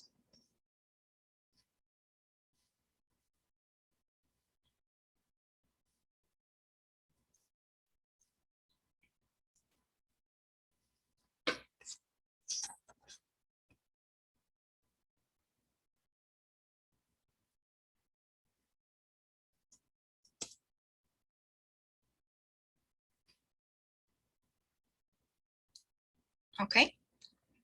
Doesn't look like we have any questions. Why don't we take a 5-minute break here, and then we'll return and start our new topic. If any questions come up during the break, I'm happy to respond to them. Let's come back at how about 2:40? We'll make it an even 2:40. All right. We'll see y'all then. Doctor's report, or medical test results. I think we picked back up in the recording. I've only missed a couple slides, 24 and 25, talking about the introduction to DIC. So again, we're on surviving spouse eligibility. The next category of surviving, or for DIC, is surviving child eligibility. The child cannot be married. They can't be included in the surviving spouse's compensation. In a little bit, we'll talk. The way they build out the grid is the surviving spouse gets paid on a grid based on how many children of the marriage and what have you. So the child, if the child is trying to receive dependency and indemnity compensation, they can't be married. They can't be part of the surviving spouse's compensation, and they have to be under the age of 18 or under the age of 23 if they're still attending school. Now, similarly to the surviving spouse, they're the same kind of categories. One of these must be true. The surviving member either passed away on active duty training or inactive duty training. They had to have passed from a service-connected injury or illness, or they didn't pass from it, but they were receiving VA compensation, totally disabling, for one of the columns, one of the categories on that second column, for at least 10 years before their death, or since they're released from their active duty, and for at least 5 years immediately before their death, and then or at least 1 year if they were a POW. And again, you show this through military records, service records, doctors' reports, medical test results. Now, it is a little bit different for DIC compensation for surviving parents. Again, earlier, the surviving spouse and surviving children, there is no income testing, means testing, but for surviving parents, there are. Now, they have to be the biological, adoptive, or foster parent of the veteran, and the income has to be pretty low. I didn't really want to go quite far down that path, because it is it's a lot of analysis in terms of income and who are they're married and what have you, but suffice it to say it's very low income. It's something like if a parent is married to the other parent and their income is under, let's say, $7,100 a year, they're only getting like $5 or $10 a month. So it's for really very low income folks, most who are nearly receiving no income. And then again, second column, the service member had to have died from an injury or illness while on active duty or in the line of duty or in active duty training, died from an injury or certain illness during inactive training, or they died from a service-connected illness or injury. Also, we have the VA pension, which is also called non-service connected pension. Now, this is definitely means tested. I used to work at with homeless folks, and this is where we were trying to help folks who were really in bad shape get their income up, because it really can help augment if a veteran is just receiving, say, Social Security income. This can really, kind of be life-changing from them. And so you'll see in just a little bit, I mean, you can nearly help somebody increase the money in their pocket by even 50%. So VA pension is also known as non-service connected pension. It's a monthly benefit for low-income wartime veterans. And there is a very specific definition for what wartime veterans means. It is means tested, and they won't, the VA won't let you double dip. You can't get a service connected compensation and non-service connected pension. They will lower one dollar for dollar once you start receiving the other. So again, take back from our earlier conversation early on in this presentation is the veteran eligible? So first of all, we always have to say, do they have federal active service with discharge other than dishonorable? And then are they entitled? So for the VA pension, there's a kind of a 4-part analysis. Was there wartime service? What was their length of service? Are they low income and low asset? Are they totally disabled, or are they over 65 years of age? And then the benefit amount is going to be based on income less exclusions, which we'll talk about, the number of their dependents, and then the severity of their disabilities. So first of all, what do they mean by wartime service? So in this grid, you can see they have specific periods of war for World War II, Korean conflict, and the Vietnam era in Republic and outside of Republic, start dates and end dates, and then the service time for those first 3 categories, World War II, the Korean conflict, and Vietnam era, is 90 days of active duty or discharge prior to completion of those 90 days due to a service-connected disability. The other wartime service has been the Gulf War era that was started on August 2nd, 1990, has never been officially ended. So you've got service time is similar, except that after 1980, you've had to have served 24 months or what you were required to serve at the time of your enlistment, or if they have any service-connected conditions or service-connected disabilities. So they have to have had, other than dishonorable discharge, and they had to have had wartime service. And then they have to have income and asset qualifications. Now, so the VA has established something called MAPR, which is kind of their income guidelines. And so the countable income to qualify for the non-service connected pension must be below MAPR. And it depends on the dependents and the special monthly pension, which we're going to get to in just a second. So just to kind of give you an idea of what that looks like, the MAPR for a single veteran is $13,931. Veteran with a spouse is $18,200. And then a single veteran household, housebound is 17, and or with aid and attendance is a little over 23. So unless the veteran you're talking to is under these thresholds, they're not going to qualify for this pension, this non-service connected pension. The award calculation is calculated. They take the MAPR and then they look at it versus what the income they're receiving. So here's just a kind of a standard example. If you have a single veteran who's not married, who is receiving, is not housebound or doesn't have aid and attendance, and they're getting SSI every month, they're getting $794. Their yearly income is $95.28. So they're under that threshold. They're under that MAPR of $13,931. So what does the pension look like for them? It's going to be the MAPR of $19,931 minus their yearly income from Social Security, which is $95.28, which would be the difference of those two is $44.03. And so the monthly rate for them for non-service connected is going to be $366.92. So again, what I was saying earlier is if you have somebody who's extremely low income, they're just getting Social SSI, and they've served wartime veteran, they met their service requirements, you go from nearly a little under $800 a month to nearly, $1,260 a month. So that's nearly an increase of money in their pocket of 50%, which those of us who work with low-income folks, we know that a lot of the problems they face is just seriously because of the resources and the problem they don't have resources. So this is a powerful mechanism to kind of put resources back in their pocket to help make rent and pay for food. Now, so when we say what is countable income towards that mapper, that's the household gross income. That's veteran, dependent spouse, and dependent children. Now, if dependent children have some hardship, like they themselves are receiving Social Security, that may be excluded. And then, so we're going to take the income, we're going to subtract any exempt income, and then also subtract deductible expenses. And that's what's going to give us that number to compare against the mapper. And some deductible expenses are education expenses and unreimbursed medical expenses. So what are some examples of unreimbursed medical expenses?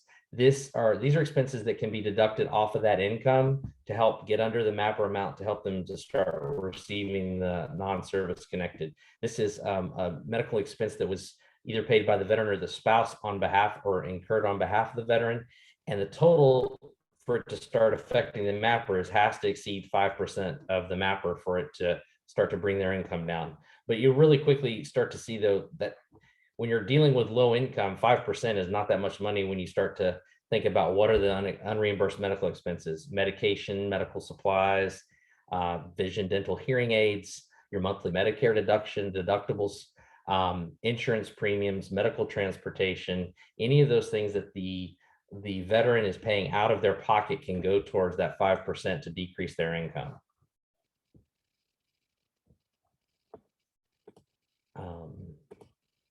Sorry. Now, there's also an asset limit that you have to take into account. The asset limit is 130,000. It does exclude their primary residence, so they're not going to take their house against them. Now, if they have some land or they have investments or boats or that kind of thing, those will get counted towards that asset limit. Your car, primarily your basic home items, furniture and everything is not really going to get counted, but they do also have a 3-year look back period for transfer. So, a veteran cannot, transfer property that is less than fair market value to somebody else so that they can start receiving this. And if they do that, they can be subject to a penalty period of up to 5 years. Looks like there's a couple of chats.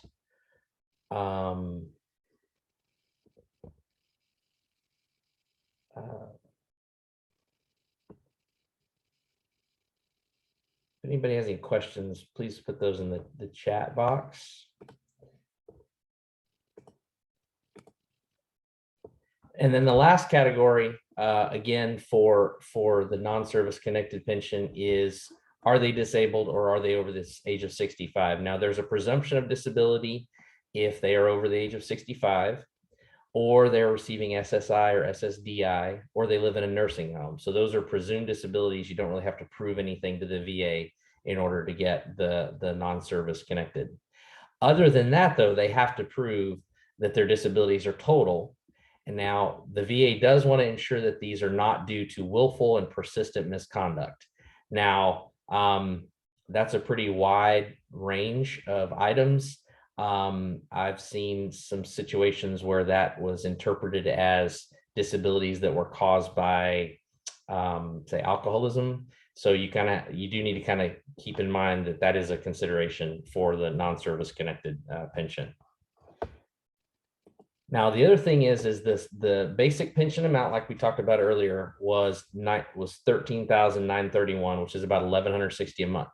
Now, there are some ways to bump that up through special monthly pensions, which is the housebound rate or the aid and attendance rate.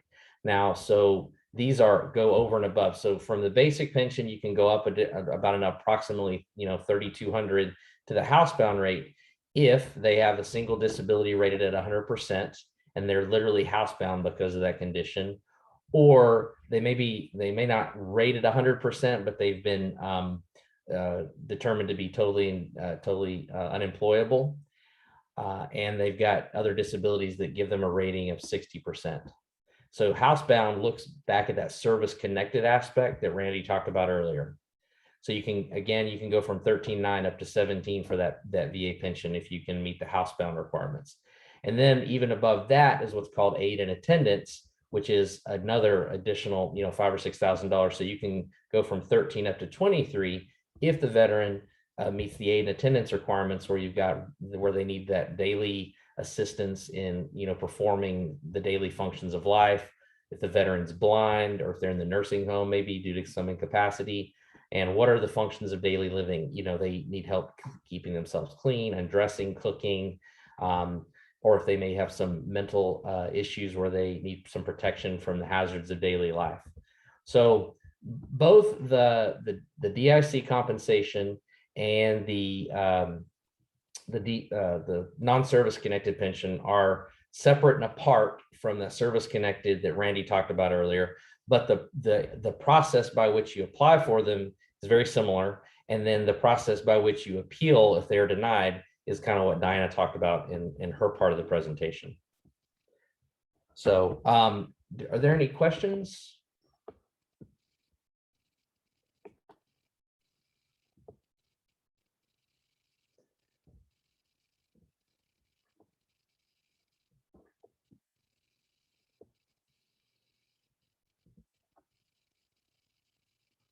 Okay. We're running a little fast. Diana, did you have a question? Justin, there's one question in the chat. David's asking, so the rate is annual and parenthetical monthly.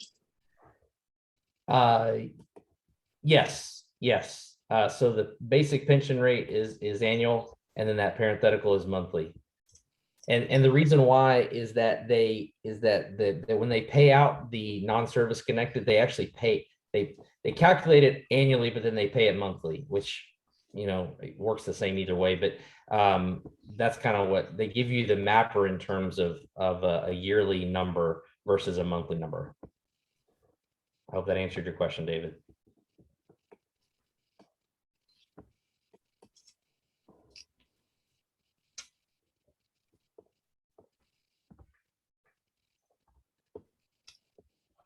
Okay.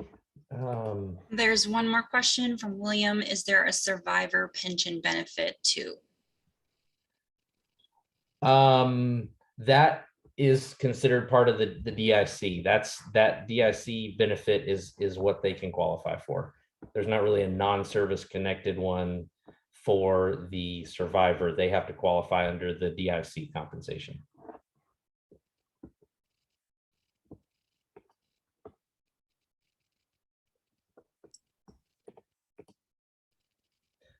There's that, back to that survivor's benefit under DIC. Again, it's for the surviving spouses and the dependent children. And it's not means tested. So it's actually better. The DIC is better because there's not a means testing for the surviving spouse or children. Just to kind of give you an example of this, just like I said, the example I can immediately comes to mind for this non-service connected pension is somebody who's living on SSI. Likewise, survivor's benefit, we, I think it was last year, helped out a survivor. Her husband was a World War II veteran, and she was still lived out in Beaumont, and, increased her monthly benefits by about 60%, going from what she was receiving on Social Security to what she qualified for under the DIC. So again, a lot of options to help people out who are definitely in need. Don't have any other questions. I know we're running a little bit ahead of our schedule. I'm going to share my screen and show this hypothetical, right? This hypothetical client, give you a fact pattern. I'm sure we all missed that from law school, but you can, read it, and we're going to have you guys choose which lane under the AMA this client should go through. Let me.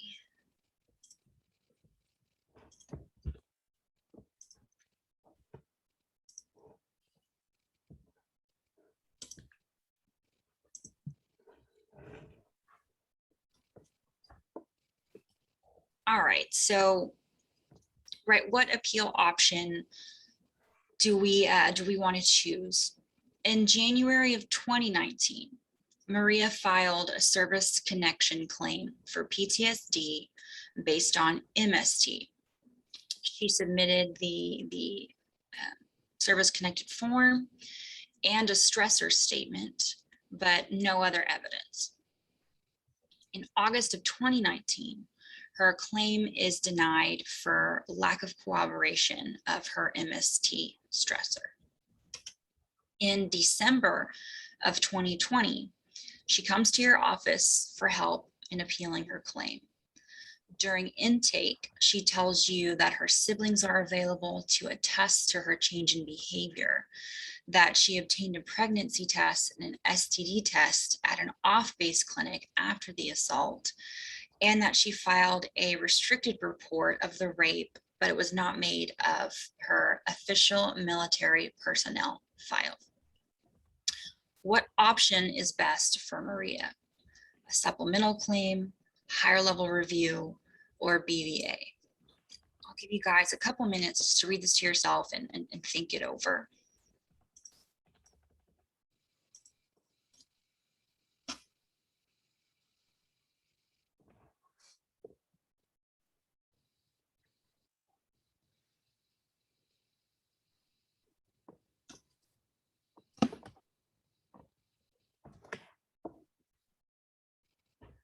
Just to answer a question that was put in the chat for everybody, MST is military sexual trauma.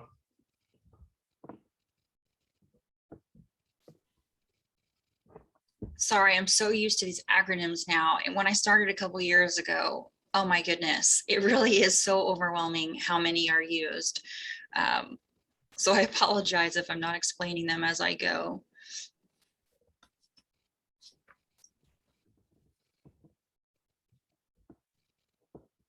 So we've got one comment in there talking about higher level review. I think I would I think you can easily strike the file notice of disagreement to the BVA. I think that wouldn't be the route I would go.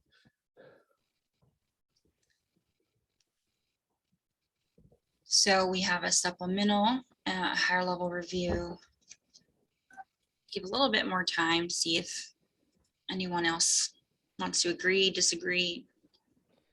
So Diana, when you talked a little bit earlier about the VA having a duty to assist, what exactly is included with that duty to assist? So the VA is required to help the veteran collect evidence that can substantiate their claim. Okay. So they'll, request records from the Veterans Health Administration. They can even request employment records if that's at issue, the military records. If there's private medical records, they can send a request for that. We've also got, Tanisha said, we've also got a suggestion of supplemental to reopen claim with new evidence. And then we've also got the BVA would be better for a denial of claim based on disagreement about cause or aggravation of disability. Tanisha's also asked the question, what could have made her case stronger from the start of the claim? I think you could bring kind of affidavits or lay statements from family members or folks that she knew at the time who could talk to maybe her change in behavior, or they could, talk about what she reported to them at the time. So actually, if y'all will remember, her claim was denied in August of 2019. So she had 1 year to file her claim, to file either a BVA or a higher level review, right? After 1 year has passed, her deadline has passed, she'll lose that effective date, but she can submit a supplemental claim with the new and relevant evidence. So that's what we would do here. Can the VA issue administrative subpoenas? No. The hearings of the VA are very informal. The rules of evidence don't apply. And they're conducting more and more of those online now because of COVID, which reminds me, when you are ordering records, and like I mentioned earlier, I almost always have to do that. Veterans almost always don't have their military personnel file, or especially their VAC file. And I do that as soon as possible because it takes forever to get that information. Just recently, I have a veteran. I requested his records in August of 2019. I did not get them until January of 2021. And you can call the VA and ask for, a status update, but all they'll tell you is that they have your request and that they're processing your request.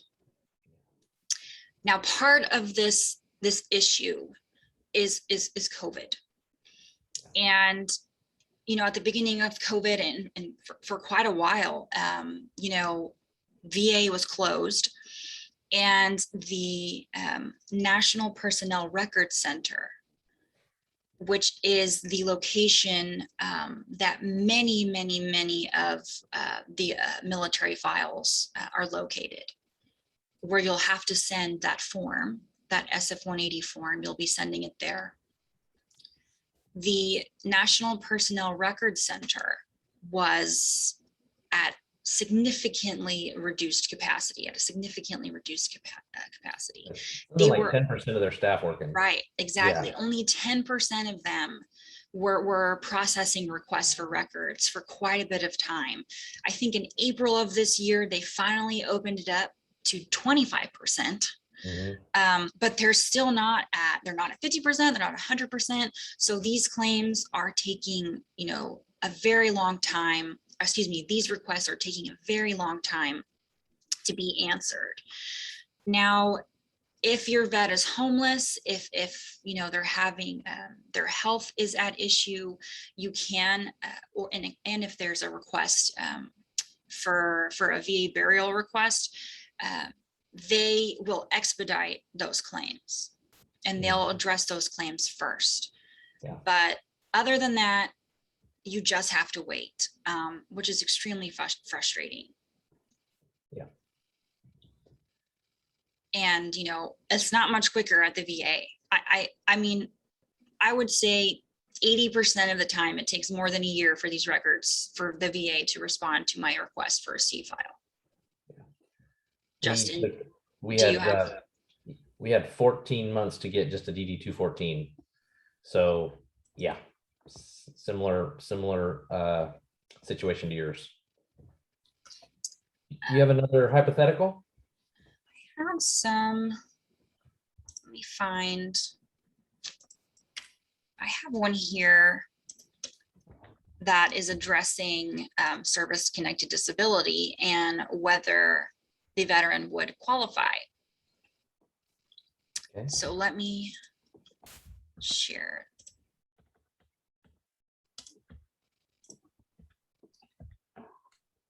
All right, here we go. Here's our hypothetical. Our veteran enlisted in the Army for a 4-year term. During deployment, she was sexually assaulted. Angela, our veteran, she's discharged from the Army, but she currently suffers from post-traumatic stress disorder.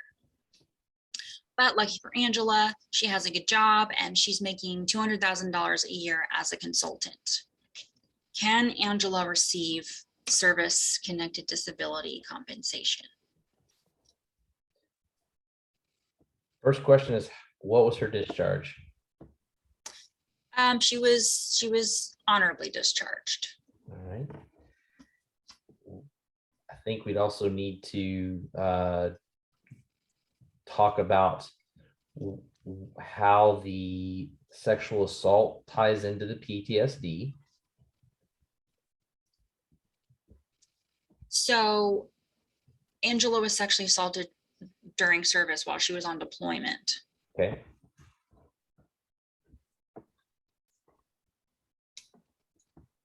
We've got one chat. No. I will say her income doesn't have any bearing on whether or not she's going to get the service-connected disability. Right, and that is part of the trick. I give this to my students Mhm. when I'm teaching them the difference between the pension and the service-connected disability, because until you know them both as by heart and really understand them, the salary always throws them off as well. Yeah. Her salary has nothing to do on whether she can qualify for a service-connected disability. Pension, yes, she would be disqualified from receiving a pension. Yeah, I think she can probably qualify for service connected. Yes, so she meets the length requirement.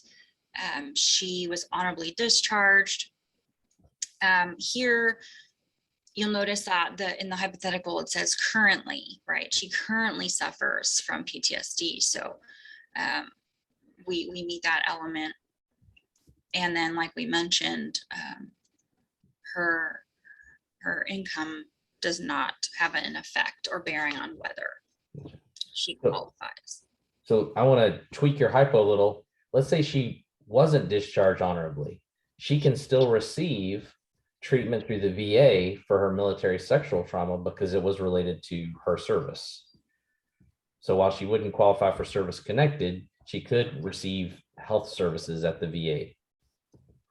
And that's an important point, because I often have clients that are denied health care because they don't have an honorable or general discharge, which is really frustrating. Thankfully, though, you've got a little wiggle room now with MST and PTSD as a mechanism to go get healthcare through the VA now, regardless of your discharge. Right, exactly. Yeah. Okay, another hypo. Yes. All right. So Angela, this time she's still in the Army for 4 years. During her service, she falls off of a tank onto her back.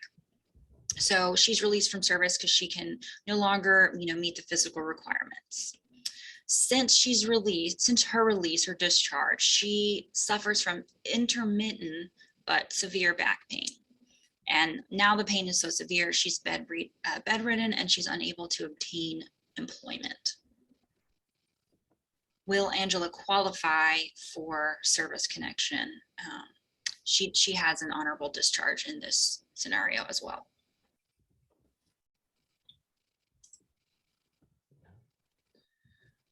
So we've got a yes in the chat.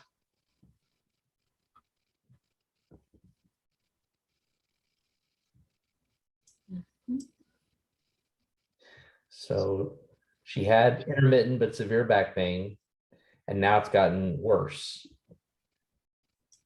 So one question that's going to come up is, has she had any employment in the meantime that messed with her back? Because there's still, is there a direct causal link? Is there some issue that might have been happened in the meantime? Did she have a particularly physically strenuous job that might have injured her back as well? Yes, they are often looking for an intervening cause as to something else is causing the issue. This is just trying to point out that she is suffering from intermittent pain, right? But when you have service connection, when you're applying for service connection, it's important to know that your issue, it does not need to be constant, right? You don't need to have it all of the time. Mm-hmm. As long as you've consistently suffered from it since you've been discharged, that will suffice. Yeah. Diana, I want to bring up another point, and that is, in instances like this, the military services will usually conduct an investigation called a line of duty determination. LODs is what they call them. And if you look in the military personnel records, you will see that there might have been a line of duty determination not due to on misconduct. So the military will actually help you out in terms of doing its own investigation to determine whether it was due to misconduct or not misconduct, and whether it was in the line of duty or not. So that's also evidence, if you have an LOD investigation that's in the military personnel file, that you can use as evidence in your application. Randy, could not having that LOD affect the claimant negatively? For example, if I got in a car accident while on duty and that LOD was not done for whatever reason, could that negatively impact me later? No, it won't negatively impact you. It helps you if there is an LOD, because that takes, that you don't have to make the argument that it wasn't due to misconduct. But right in the hypothetical that Diana put down in number 2, it just says she falls off a tank onto her back. Was she roughhousing? Did it happen on purpose? Did somebody push her? Just what were the circumstances behind falling off the tank? I've got a question in my mind whether there was any misconduct on her part, which might have, prevented her from getting any compensation later on, regardless of all those other things that are mentioned. I will say, right, lack of treatment in service for an injury, a disability, is not supposed to be used as a determining factor for whether a veteran qualifies for service connection. In other words, right, you can still qualify for service connection if you didn't receive, if this issue, you didn't receive treatment for this issue until 15 years later, which happens to a lot of veterans with PTSD, right? And especially for older veterans, when, since PTSD has really just become an accepted diagnosis. So for older veterans, they didn't have the options of counseling, things like that. They weren't getting diagnosed. So it's important to note that that diagnosis and that treatment is not required. I think the VA uses it a lot of times to say that, well, there's no evidence that this happened in service. So,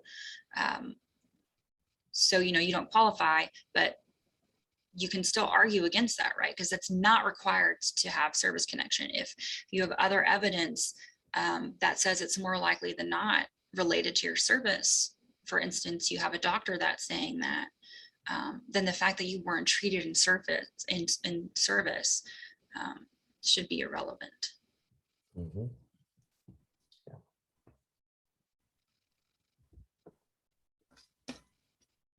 All right. Here we are, another hypo. Yay for us. So Angela, she's still in the Army. She still has her 4-year term. During her service, she falls off the tank. And to Randy's point, it was just an accident, no willful misconduct here. And she tears her ACL. Angela has surgery on her torn ACL while in service. She's released from service, right? She's discharged, and she has another ACL surgery. After the surgery, her ACL is repaired. Can she start receiving service connection disability compensation?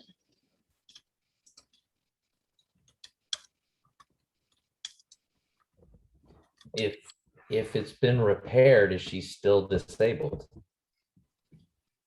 Right, exactly. That's what this hypothetical is showing you, that she does not have a current disability here, right? Because it's already fixed. So yeah, she did have an injury that happened in service, but she doesn't have problems with it anymore. She's not going to get compensated for this injury that occurred while she was serving.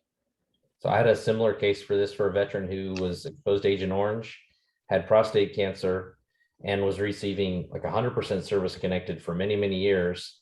Finally, the VA got around to doing a prostatectomy and cleared him of any cancer diagnosis. And all of a sudden he went from 100% service connected down to 10%. And the surgery had caused other problems that we had to appeal based on, he's still service connected because it's still related to that Agent Orange that caused the problems with the prostate that had to be taken out, that caused new issues. So kind of the theory, yeah, it can be fixed and then it cannot be fixed, and that new issues can spring up. That all kind of has to be analyzed when you're saying, is somebody disabled or not, and how's it service connected? Right. Another thing to notice, this hypo is just to get you thinking about the fact that it's not current, right? To have you identify that issue. But technically, after surgery, if she still has scarring, you can actually apply for compensation for that. Or range of motion. Right. Yep. Okay, I think we are ready to move on to a discussion on discharge upgrades and the character of discharge review at the VA. So let me stop sharing.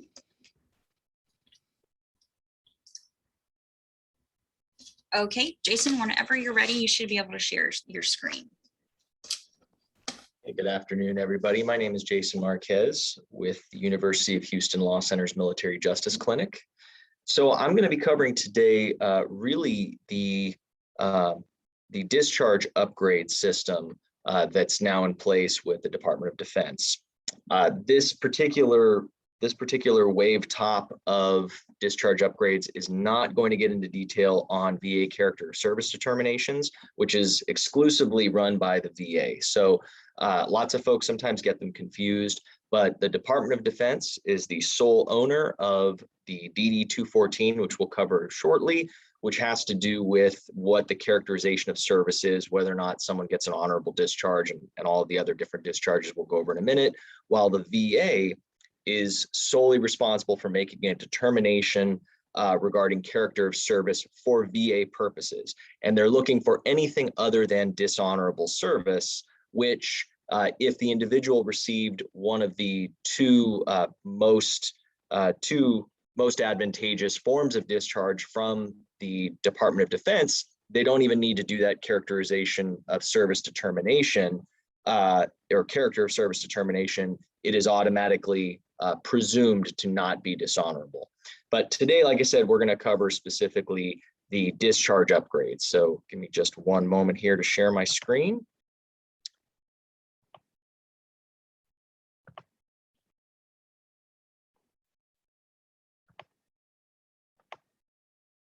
All right, everybody should see it now. So intro to discharge upgrades. So a little bit about myself. I was an active duty judge advocate for approximately 10 years, and I'm still a reserve judge advocate. And during that time, I prosecuted, defended, spent a lot of time dealing with the military justice system, and specifically dealt a lot with how the military goes about firing people or prosecuting folks, and how that plays out in their characterization of service upon discharge. So first, it's important to understand for DoD specific categories, again, this is not a VA character of service determination. This is what an individual leaves the service with, and this is a refresher for those who have prior military experience, or maybe this is just good to know for folks that have not dealt with this before. So the 3 administrative discharges, so these are the ones that are given to any individual who leaves the service without a courts martial that adjudicates a punitive discharge. So an honorable discharge is the highest discharge. It's what generally service members receive upon separation at in their term of service, or if the individual is separated for a misconduct type event. So if they can't pass a PT test, or they fail excuse me, fail height and weight, they can still end up most likely with an honorable discharge. The next is a general discharge, and it's referred to as general under honorable conditions. So again, for the VA purposes, either of these first, number 1 or number 2, is going to get them an automatically presumed character of service determination of not dishonorable. So they're good for all of their VA benefits, with one caveat, which is a general discharge does disqualify them from their post 9/11 GI Bill benefits. I will say that in Texas, which is unique in that we're one of 2 states that has the Hazelwood Act, which is a program by which an individual gets, I believe it's up to 150 credit hours paid for of college, or that they can transfer to a surviving spouse or to children. That does not require an honorable discharge. In Texas, it's either an honorable or a general discharge, and more than 180 days of non-training service. So Texas a little bit different, but for post 9/11 GI Bill benefits, they need an honorable discharge. The third and the worst, least advantageous for service members upon discharge and an administrative discharge is an other than honorable discharge. And it's sometimes referred to as an OTH. So, what I run into oftentimes is a lot of service members that either don't fully understand what type of discharge they received. And a lot of times I deal with members of the public who they have only watched movies and they only see what a lot of service members are portrayed on television. So they only know two types of discharge, honorable and dishonorable. And, there are actually a wide array of these 5 discharges, but an other than honorable is the least favorable characterization of service that an individual can receive in an administrative discharge, which, as I used to explain to clients on active duty, the administrative discharges are the way that the service lets people go or fires people, if you will. However, in the civilian world, it also carries a lot of weight. Many law enforcement agencies won't hire folks to either go to an academy or won't hire them on, even if they have gone to academy, if they have anything less than an honorable discharge. Some only require a general discharge. Some ask very broad questions of, were you discharged honorably, where general under honorable conditions could still qualify. But an other than honorable generally carries heavy stigma in the civilian sector. So moving on from administrative discharges, we have punitive discharges. So punitive discharges can only come from one place, and that is adjudged at a courts-martial. And it can only be adjudged at one of 2 types of court-martial, and that is a special courts-martial, which is empowered to adjudge a bad conduct discharge, which is the equivalent of a civilian misdemeanor level court. And the last type of discharge and the worst for enlisted service members is a dishonorable discharge. And a dishonorable discharge cannot be adjudged at a special courts-martial. It must be at a general courts-martial, and a general courts-martial being the equivalent of it is a felony court as an Article 1 court instead of an Article 3 federal court. For officers, there is no bad conduct discharge or dishonorable discharge. There is only a dismissal, with one caveat, because everything in the law has caveats, which is for warrant officer 1s. They are not commissioned officers. They are appointed by warrant. They can receive a bad conduct discharge or a dishonorable discharge. Anything above a warrant officer 1 is now a commissioned officer. Even though they're called warrant officers, a few years back, they changed them to actually be commissioned. They can only receive a dismissal, and a dismissal can only be given at a general courts-martial. And it is the equivalent of a dishonorable discharge, only it's for officers. It may not sound as bad. I think if my kids get out of school, they're dismissed at the end of the day. However, it is just as bad as a dishonorable discharge. So I want to talk quickly about the administrative discharge process, because I think oftentimes folks on the outside don't fully have a good grasp as to how this plays out in real time with service members who are in the process of being separated, and the things to look for after the fact when you're dealing with a client who you're working to try to get a discharge upgrade for.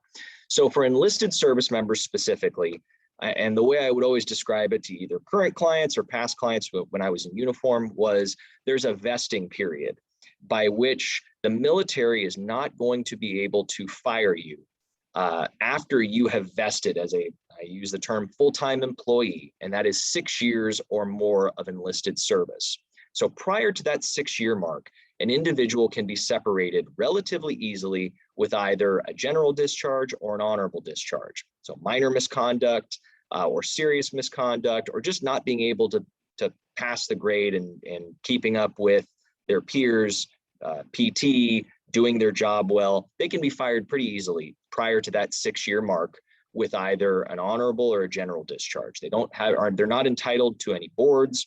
They're not entitled to any or very little due process. They can write a letter and get letters of support to give to the commander, but prior to that 6-year mark, they don't get a whole lot of due process.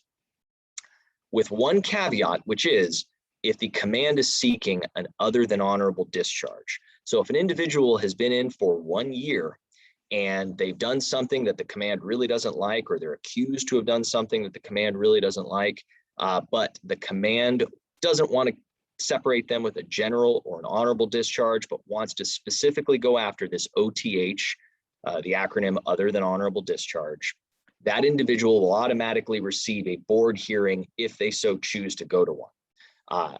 So either an other than honorable or more than 6 years. Once they've crossed that 6-year mark, then they are considered vested employees, and they cannot be separated with either an honorable, general, or under other than honorable conditions, unless and until they're given an opportunity to present themselves before an administrative separation board.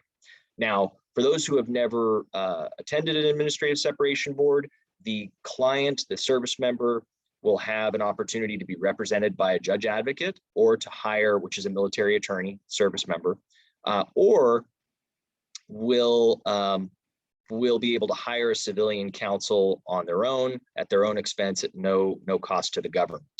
The board is comprised of 3 members, 3 voting members, and they're all service members drawn from the command that is separating them. So if it's the first general officer in their chain of command, usually a division commander for the Army and the Marine Corps, they will be pulled from all over the command. And it's usually a field grade officer, which is a senior level officer, and a company grade officer. And then if they are an enlisted service member, usually a senior enlisted service member or senior NCO will also be on that board to provide that enlisted service member perspective that maybe officers would not have otherwise.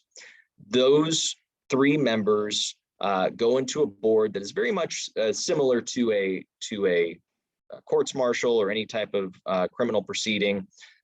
In the service, we used to jokingly call them blind monkey knife fights, because the rules of evidence don't apply, and there's a lot of stuff that can be brought in that would never get brought into a criminal proceeding because the rules of evidence wouldn't allow it. There's not a whole lot of authentication needed. It's really just relevant evidence that can be admitted, which can run the gamut. The government, known as the recorder at these boards, will put on the evidence as to why this individual should be separated from service and what they believe is a appropriate characterization of service. And the defense, or otherwise known as respondents counsel, will put in why they either believe that it hasn't happened, or the misconduct did occur, but it was so minor that they shouldn't be separated, or if they should be separated, what characterization of service they should receive. The board then will retire, similar to a jury deliberating, and they have to meet a preponderance of the evidence standard. So just like in a civil court case, 51% more likely than not that the misconduct occurred. And then they make a recommendation. If they do believe misconduct occurred, they make a recommendation to the commander who appointed the board that says, hey, we believe this individual did commit this misconduct by a preponderance of the evidence. We believe it merits, and then they can pick whichever of the 3 types of discharge the individual was notified of. So first thing, and I'll harp on this again in a minute, when we talk about taking this to a discharge review board or a board for correction of military or naval records, we're going to be looking for errors that take place. And one error that I just want to, again, put a little pin in right now is the individual was never notified that they could receive an other than honorable discharge, but the board votes on an other than honorable discharge, and the convening authority approves an other than honorable discharge when their original packet never notified them that that was a possibility. So that's something to keep an eye out for when you get their separation documents and all of the board documents that went forward. You need to keep an eye out for things like that. So the board comes back with their determination. The respondents counsel, the judge advocate, has fought hard for the client, but the client receives a recommendation for an other than honorable discharge. That packet now goes up to the convening authority, and again, usually a 1 or 2-star general, and then that individual will be briefed by their legal advisor, and they can do one of 3 things. They can approve the board's findings as they were recommended. So yes, we believe separated and we believe the misconduct occurred, and we believe that an other than honorable discharge is appropriate. Then the other thing they can do is they can say, you know what, I'm going to modify it. However, if they modify it, they can only do better. They can do no worse than what the board recommended. So they can say, you know what, I appreciate it, board. Thank you for telling me this individual should receive an other than honorable discharge. However, based on the evidence that was put on before the board, that I believe a general discharge is appropriate. That commanding officer, that commanding general can in fact do that. They can do better. They can just do no worse. So if that board comes back and recommends an honorable discharge, that commanding officer can't come back and say, board, I don't care what you say. I think an other than honorable is appropriate. So yet another thing to look out for is, what did that board recommend? Because that binds the convening authority. That's the ceiling. Can't get any worse or that's the floor maybe. That can't get any worse than what they recommended. The third thing they can do is the commander can just deny it entirely and say, you know what, I'm not going to separate the soldier. If that happens, though, you're probably not going to be dealing with it. So it's a good day for the soldier and a good day for you. So that is how the enlisted side works. And I put the US code that covers it in the DODI that lays it out. And each service will have its own service regulation that may lay out a few more differences that you have between the services, but the left and right limits are going to be covered by the code and by the DODI. Moving on to commissioned officers. So commissioned officers are a little bit different, and the way that the military separates commissioned officers, other than those who separate at the end of their term of service, who put in a refrad, which is yet another acronym that basically says, hey, I've done my years of service that I promised out of college or out of whatever bonus I took to extend, and I'm now going to either switch into the reserves or I'm going to resign my commission. If it's not one of those routes, which the individual will receive an honorable discharge for, the commission officer, again, warrant officer 2 and above, so all warrant officers, CW2 and above, and all commissioned officers, the way we generally think of commissioned officers, an O1, second lieutenant or ensign in the Navy and the Coast Guard, all the way up to a 4-star general. If the individual has less than 5 years of commissioned service, so that's really important too, is how many years of commissioned service did the individual have. But if they have less than 5 years, where you run into issues, and again, where you should be checking dates, is you'll get enlisted service members that enlist, become officers, and sometimes the unit that is doing the math to determine what rights they get, what due process rights they have, does not keep track of how many years of that were commissioned versus how many were enlisted. And they'll sometimes give an individual less due process rights because they've done the math wrong and they're not looking at 5 years of commissioned service. Prior to that 5 years of commissioned service, the individual, if they are looking to give them an honorable or a general discharge, can be separated without a separation board, which we call a board of inquiry for officers. Same thing, otherwise sometimes colloquially called a show cause board, and it means show cause as to why you should not be separated, which does not imply that the burden is on the respondent, the officer. The burden is still on the government, but it is colloquially referred to as a show cause board sometimes. Prior to that 5 years, with an honorable or a general discharge, the individual can be separated without one of those boards, and it's basically a paper shuffle, with the commanding general making the recommendation, and where you will see, and I see there's questions in the chat, but because I'm limited to one screen right now, I'm just going to answer them at the end. That individual's paperwork for their discharge with less than 5 years of commissioned service will go all the way up to the secretary's delegate. So the Secretary of the Service, Sec Army, Sec Navy, Sec Air Force, they are the approval authority for separations for all officers. However, because they're very busy, they usually delegate it down to one of their undersecretaries or deputy undersecretaries, and then that individual for manpower and readiness, generally speaking, will be the one who actually does the separation themselves in the name of the secretary, because they've had it delegated to them. For officers, and again, just like enlisted folks, unless they're seeking an other than honorable discharge. So it doesn't matter if it's a brand new second lieutenant who's been in for a total of a year and gets in trouble, gets some type of administrative negative or adverse administrative action taken against them. they then will have that ability to ask for a board of inquiry or demand a board of inquiry if they are noticed of an other than honorable discharge. So again, really important to make sure you look at the documents to see, was the individual notified of an other than honorable discharge, or was the individual only notified of a general or an honorable discharge? And then did that convening authority, or did the Sec Army or Sec Navy, did they take an action that was in conformance with what the individual was originally notified of? Once they hit that 5-year mark, they get the same rights to a board as the enlisted board that we just spoke about. The only real difference for the purposes of this is it's going to be a whole bunch of senior officers. There's not going to be any enlisted members, regardless of your branch of service and regardless of a courts martial or a board. There is a custom of the service that no one junior to the individual that is being either punished or administratively separated is going to be judged by an individual that is, or investigated by an individual junior to them. So for officers, it will usually be a board full of full bird colonels or captains in the Navy and the Coast Guard, and with a lieutenant colonel here and there. And if the individual asks for it and they are part of a special branch, they can ask for a member of their special branch to sit on the board. But it's the same 3 individual majority rules with a preponderance of the evidence standard. I see a bunch of questions, so I am gonna stop and see if there's anything that I can answer here. Oh, that is so awful. Okay, well, I would agree. If you're talking about this, it is so awful.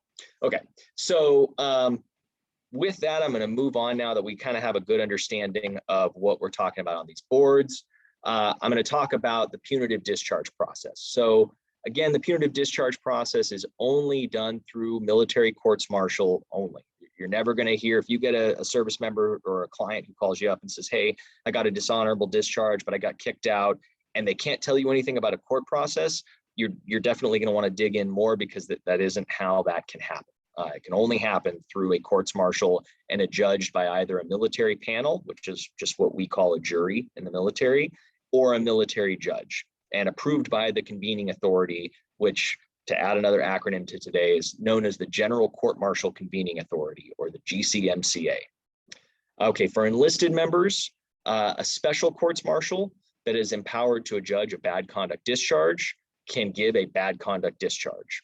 And only a general courts martial can give a dishonorable discharge, but it can also give a bad conduct discharge. So if a general courts martial, the finder of fact and the individual that's charged with sentencing, either the judge or the panel, can choose a dishonorable or a bad conduct discharge if that specific charge allows for it, and that's a statutory sentencing guideline. For officers, it's real simple. It has to be at a general courts martial. An officer can't be tried by anything less than a general courts martial, and the only type of discharge they can receive, again, is a dismissal, and that's it. Okay, so I wanted to just point out a DD 214. I'm sure everyone here has seen one, but it's always worth taking a look at.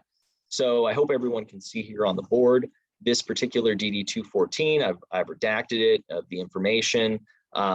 Really good things for you to look at, and this will help you with building your mitigation case, which we're going to talk about in just a minute, because sometimes you'll get folks that either can't remember or not good at describing, don't really help you out when it comes to at least starting to peel back the onion layers as to what they did in their service and all the great things or all the hardships that they overcame.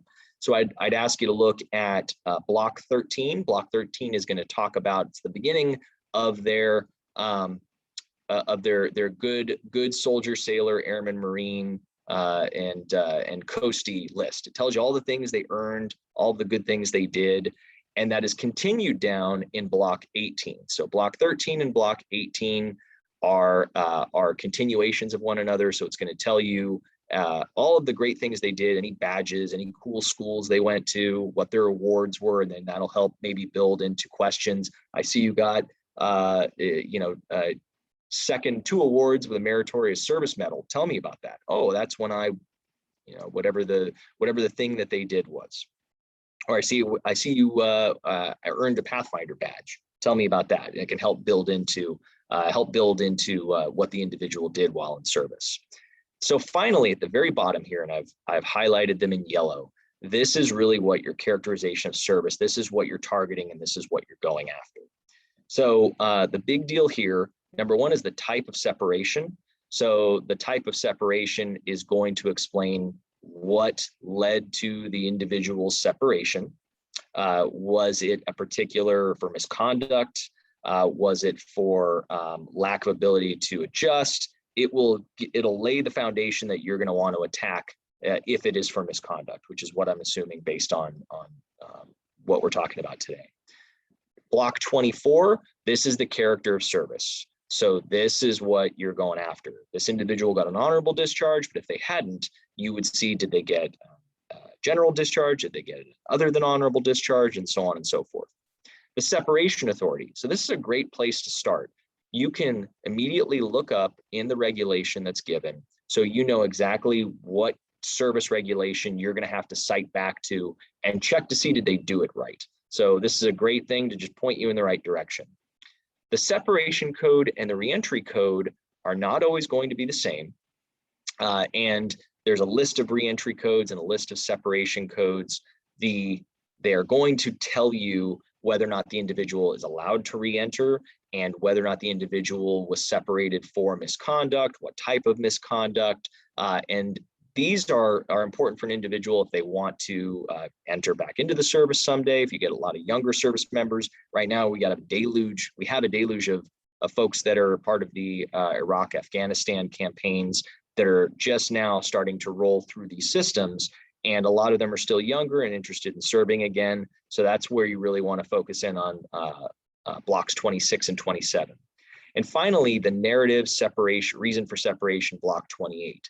So this is giving yet another thing that has another example of what occurred while they were in service that led to the misconduct. Is it because they were accused or they were convicted of a sexual assault crime? Is it because they used illicit substances? So you are going to want to attack the narrative reason for separation, as well as the characterization of service, the separation code, and the reentry code, most likely. Okay, so I want to start now. There's a hierarchy of 3 different service boards that are all within the DoD when it comes to challenging their characterization of service. So the first are the individual service discharge review boards. So there's an Army discharge review board, a Navy Marine Corps discharge review board, Air Force discharge review board, and a Coast Guard discharge review board. So this is the first line. And the USC, the code that's on there is going to help explain what it is. I would encourage you to look at that particular services discharge review board manual, pamphlet, whatever they use, their instruction, so that you know the customs of that service. Because although they're all governed by the same law, the customs in the Navy, for anyone who's been in the Navy, is different than the customs in the Army, and it's different than the customs in the Marine Corps. And it's always good to know that you're doing it right. Because this is your first shot, and I put first administrative bite at the apple, you actually get 2 at the discharge review board if you want it. The first can be a paper review, but you can also demand an in-person hearing. If the individual asks for a paper review, and does not win on their request, they can then ask, hey, we now want a hearing. So you can get 2 bites at the apple just at the service review board. The application is on a DD form 293. Now, one thing that we run into with these discharge review boards is they are staffed and manned by officers in the same service that presumably kicked your client out and presumably kicked them out with a negative characterization of service. So you're going to be fighting a little bit of an uphill battle here, in that these are all senior officers that have bought into the military mindset, which is good in many ways, but one of the negatives is we're pretty mitigation impaired. So you're going to have 5 members sitting on this board, and it's a majority vote. There's a jurisdictional limit of 15 years from the discharge date. So as long as it's within the last 15 years from the discharge date from when you file, you're good to go to have the discharge review board review your documents. What's important here is they are looking for propriety and equity. So 2 different things there, right? Propriety is looking for legal errors. This is where you comb through the documentation, find out did they do everything right according to the regulations and the code in order to kick your client out the way they kicked them out. The second way they look at it is equity, which is really a fairness argument. It's, hey, does this match up with what we expect for the service, or did they do something funky here? Okay, I want to move on next from this to boards for correction of military and naval records. So this is when we start moving into the civilian run review for your clients, where you're no longer dealing with uniformed service members coming from the same society, enclosed, encapsulated society of military service members.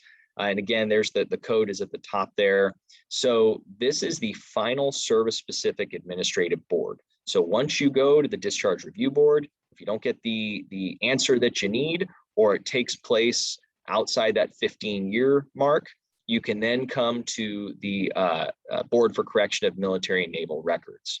So again, it's a different application form. This time it's a DD form 149. So these boards are run by GS13 through SES, which is Senior Executive Service Civilians. So these are anywhere from a lieutenant colonel or colonel, Navy commander or captain, all the way up to general officer, but on the civilian side. So very senior civilian members. It's only 3 people on the board, and it's done by a majority vote. One thing that is a little different about boards for correction of military and naval records is it must be within 3 years of the discovery of an error or injustice. So this does not mean within 3 years of the separation, because sometimes you don't discover the error or injustice until 20 years later, because things have changed and you now have a plausible argument that, hey, when he was separated, marijuana was considered the worst evil in the world and only communists smoked marijuana. But now things have changed. There has been I come from the capital death penalty community. There's been an evolving standard of decency when it comes to how we look at either self-medication or dealing with issues dealing with issues of PTSD, TBI. So what he did back then seems really bad, but now that we have looked into how things have changed, we've discovered this error or injustice. In addition to that 3-year discovery of the error or injustice, they can also waive that 3-year jurisdiction if they believe it's in the interest of justice. And what we found is that if the board likes the client's claim, they'll take the claim and hand waive that 3 years. It's not a hard and fast ceiling. It's just a, hey, this is hopefully how we keep separate the wheat from the chaff. But if you've got a good case, they'll take your case. Knock on wood. You have no right to a hearing, an administrative hearing at the Board for Correction of Military or Naval Records. It is most of the time going to be a paper review.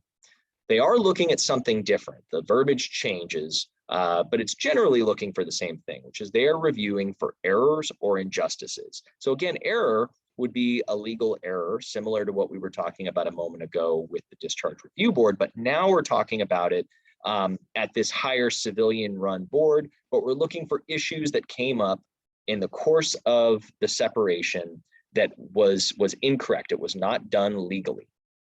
And the second one, again, is for those defense attorneys in the room, it's great. It's an injustice, because those are easier to argue, because you're looking for why something that was done it's not equitable, right? To use the DRB term.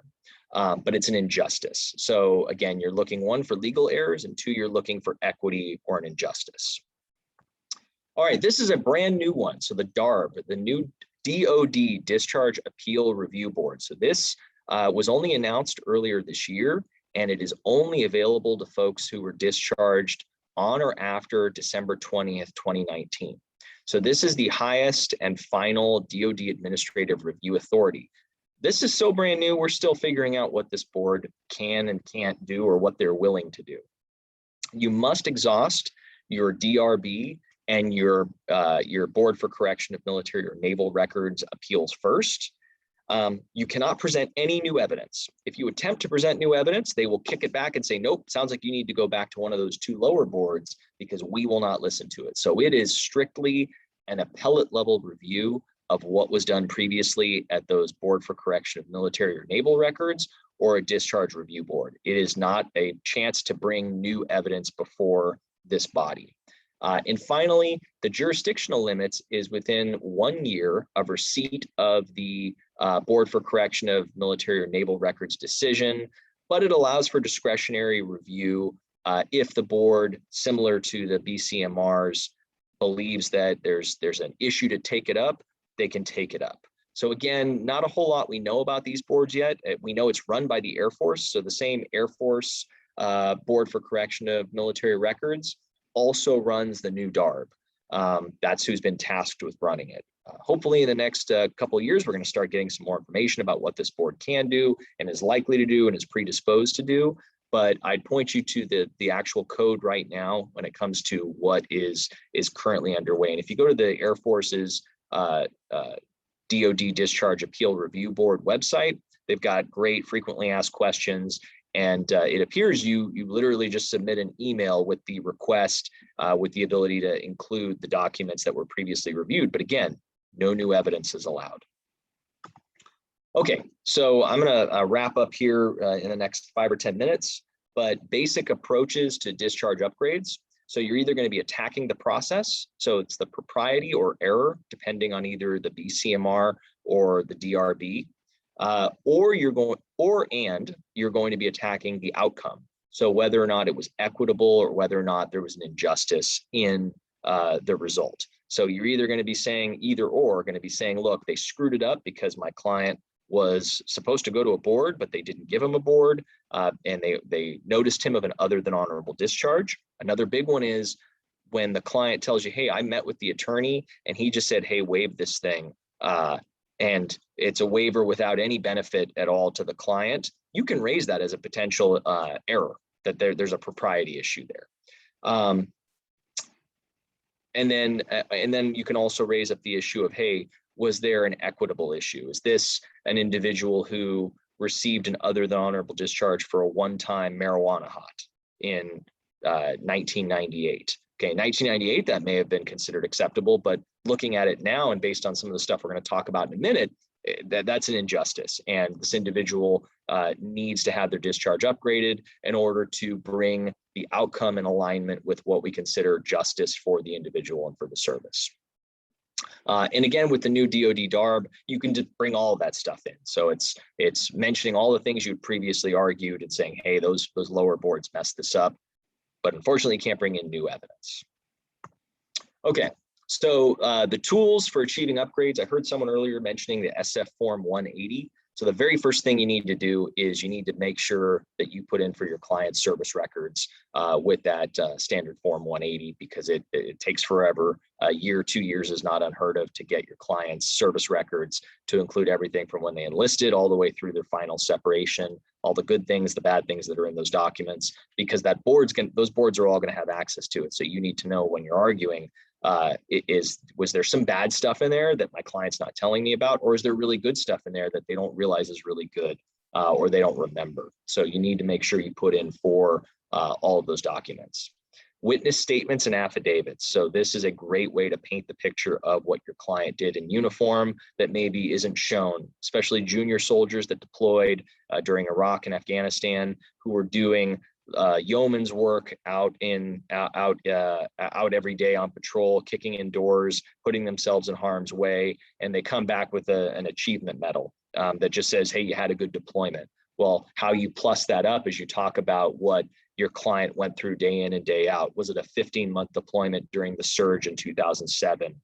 How many people in their unit were killed? All of these things that help build who that individual was in service and where they are now too, to include how they've rehabilitated, whether or not they're a productive member of society, how they help others. All of that stuff is going to be important, and we'll cover why in just a minute. Your applicant's own statement. So your client, why they need this discharge upgrade. Some folks, it's just because they want to feel better about themselves and they feel like they walk around every day with the taint of a less than honorable characterization of service. Others, it's because, hey, look, I want to go into be a firefighter and my particular county won't let me. And I messed up when I was in service because I did smoke marijuana, or, I hazed someone, or whatever the thing is. And obviously each attorney needs to discuss with their client what things they do and don't want to discuss.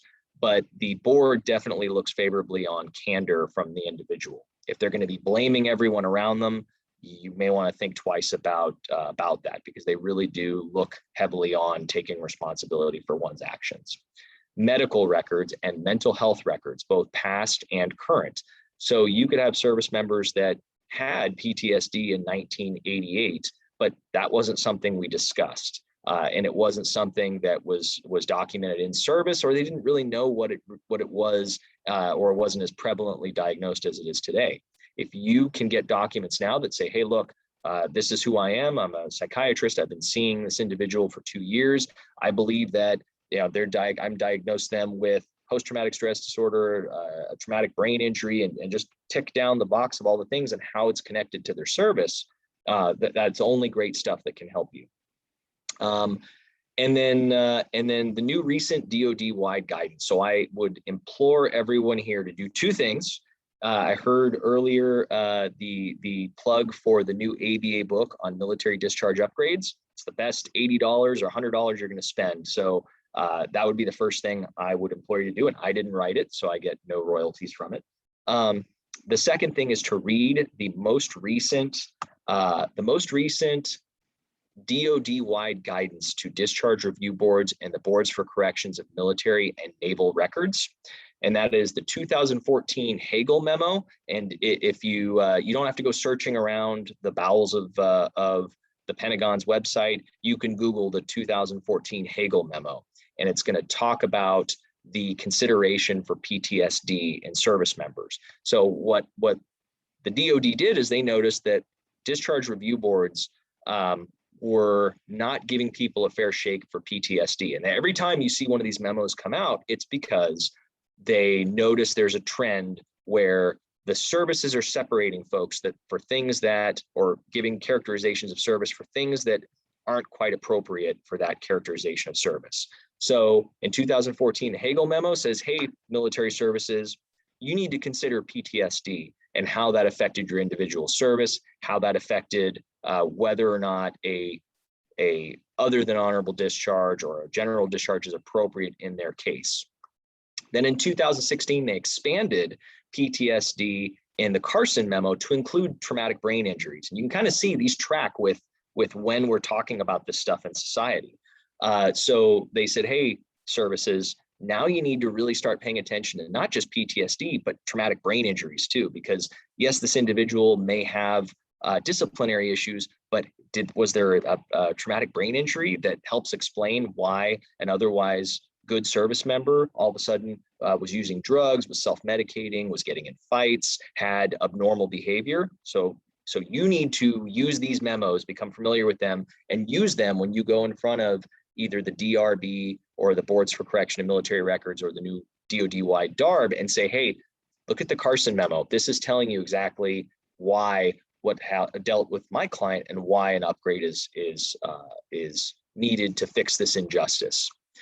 Then in 2017, we had the CURTA memo. Now the CURTA memo really starts to open up the floodgates as to what other things these boards can take into consideration. So mental health conditions, both at the time of the service and now, so things that may not have been diagnosed at the time, but have been diagnosed since, which helps explain maybe this individual had that issue back then, it just hadn't been diagnosed. Military sexual trauma, so again, this MST, and sexual harassment. So if you have someone who all of a sudden doesn't show up to formations, gets in arguments with their superiors, gets non-judicial punishment, finally gets separated from the service, and only now looking back do we find out, well, that's because she was getting sexually harassed day in and day out. That's the stuff you can bring up. And the CURTA memo says, hey, boards, you need to consider this. And finally, the 2018 Wilkie memo. So the Wilkie memo really opens up the floodgates in a positive way for former service members, because it really wants to look at equity, injustices, and clemency determinations through a light, I'm going to use the term again from the capital world, of evolving standards of decency. And what the Wilkie memo says in short is, hey, you need to consider the fact that in the civilian world, a lot of this stuff seems bad at the time, but it's not so bad now. And you need to consider, have they shown rehabilitation? Have they taken accountability for their actions? And is what happened to them really fair in the larger scheme of things, not just when 3 colonels were sitting on the board and decided to nuke the client because they had a marijuana hot. I only use that one because I see it all the time. So you need to get the ABA book, and you need to learn these 4 memos and use them, because they build you a roadmap that you can then use with the different boards to get the outcomes for your clients that they desperately need. Okay, so that is the end of my presentation. I'm going to see if there are any good questions here. Okay, so, and they're all good questions. I shouldn't say that. If there are any questions I can get to. So if you can't go to the DoD DARB without going to the lower boards first, are there filing deadlines to go to the lower boards? So remember, the DARB is only accessible for folks that were separated on or after 20 December 2019. So because there's this new hard stop date, and I'm assuming they did that to make sure that it's not retroactive to anybody.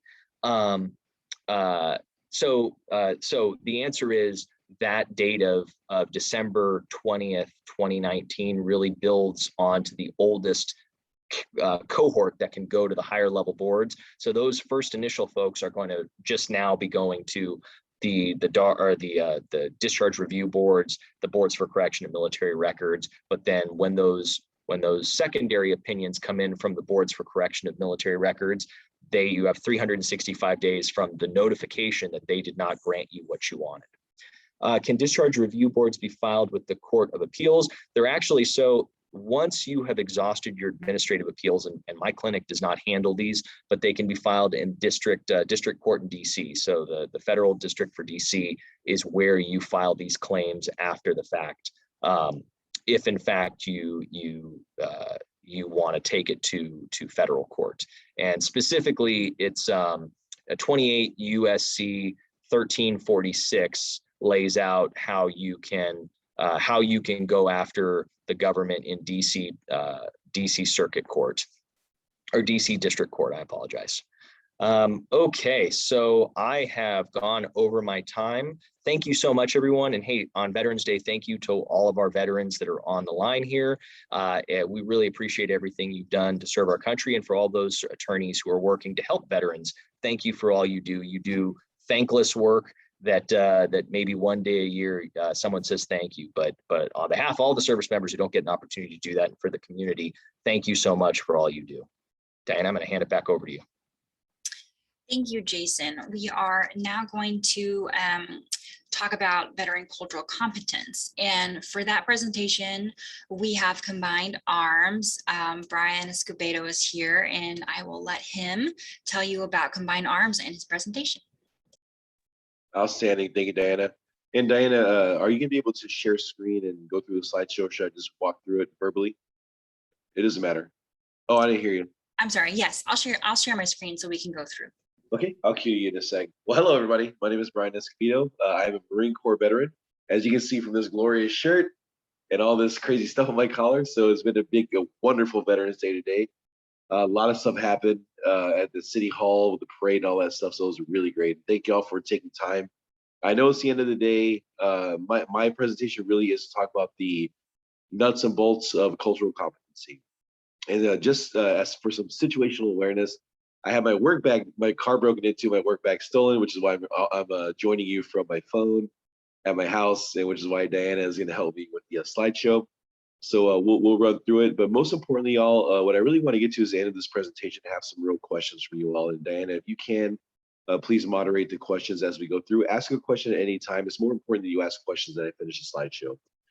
Okay, so a little bit about me. I am a Houston native. I was born and raised here in Houston. I joined the Marines at the age of 17, right after I witnessed 9/11 happen from my high school TV. And I decided at that point I was going to be a United States Marine. So I was in a heavy metal band. I shaved all my hair off, sold my heavy metal stuff, and went to go become a Marine. So I did 3 tours. I was wounded in combat in 2007. I got a broken bones and burns and shrapnel and traumatic brain injury, exploded eardrums, and a whole bunch of other fun stuff, including post-traumatic stress, anxiety, and acute depression. And so I got out of the Marines with no savings, no plan, having completely been just hijacked psychologically and mentally, spiritually by the trauma that I experienced after 3 tours of losing 14 Marines. And so I got very lucky to meet good people and to meet to really fall into a great support network who encouraged me to grow and tackle my challenges, which I did. So I got out in 2008. Last combat tour was 2007. I spent years in therapy. Went straight to college, got a degree in communications and 2 minors in philosophy and psychology. Years of therapy, as I said, are truly, truly healed. So I am a success story of using the resources that my organization, Combined Arms, provides now. And so what I can tell you is that from going to 2 years of couch surfing with no savings, being working in construction, being a freshman in college, after 3 tours and going through a total personality and identity shift, um, recovery is entirely possible. I didn't feel that people understood me as a Marine or as a new Marine veteran. And throughout the years, now that I'm a fully civilian, yeah, I remember what it was like to feel like a fish out of the water. So the goal of today's speech really is to talk about a little bit, just educate you all about the military cultural competency. So we'll go through a few things, probably go quickly through them. More than anything else, like I said, I want questions from you all, so please do write them in the chat. But let's go ahead and begin the presentation, Diana.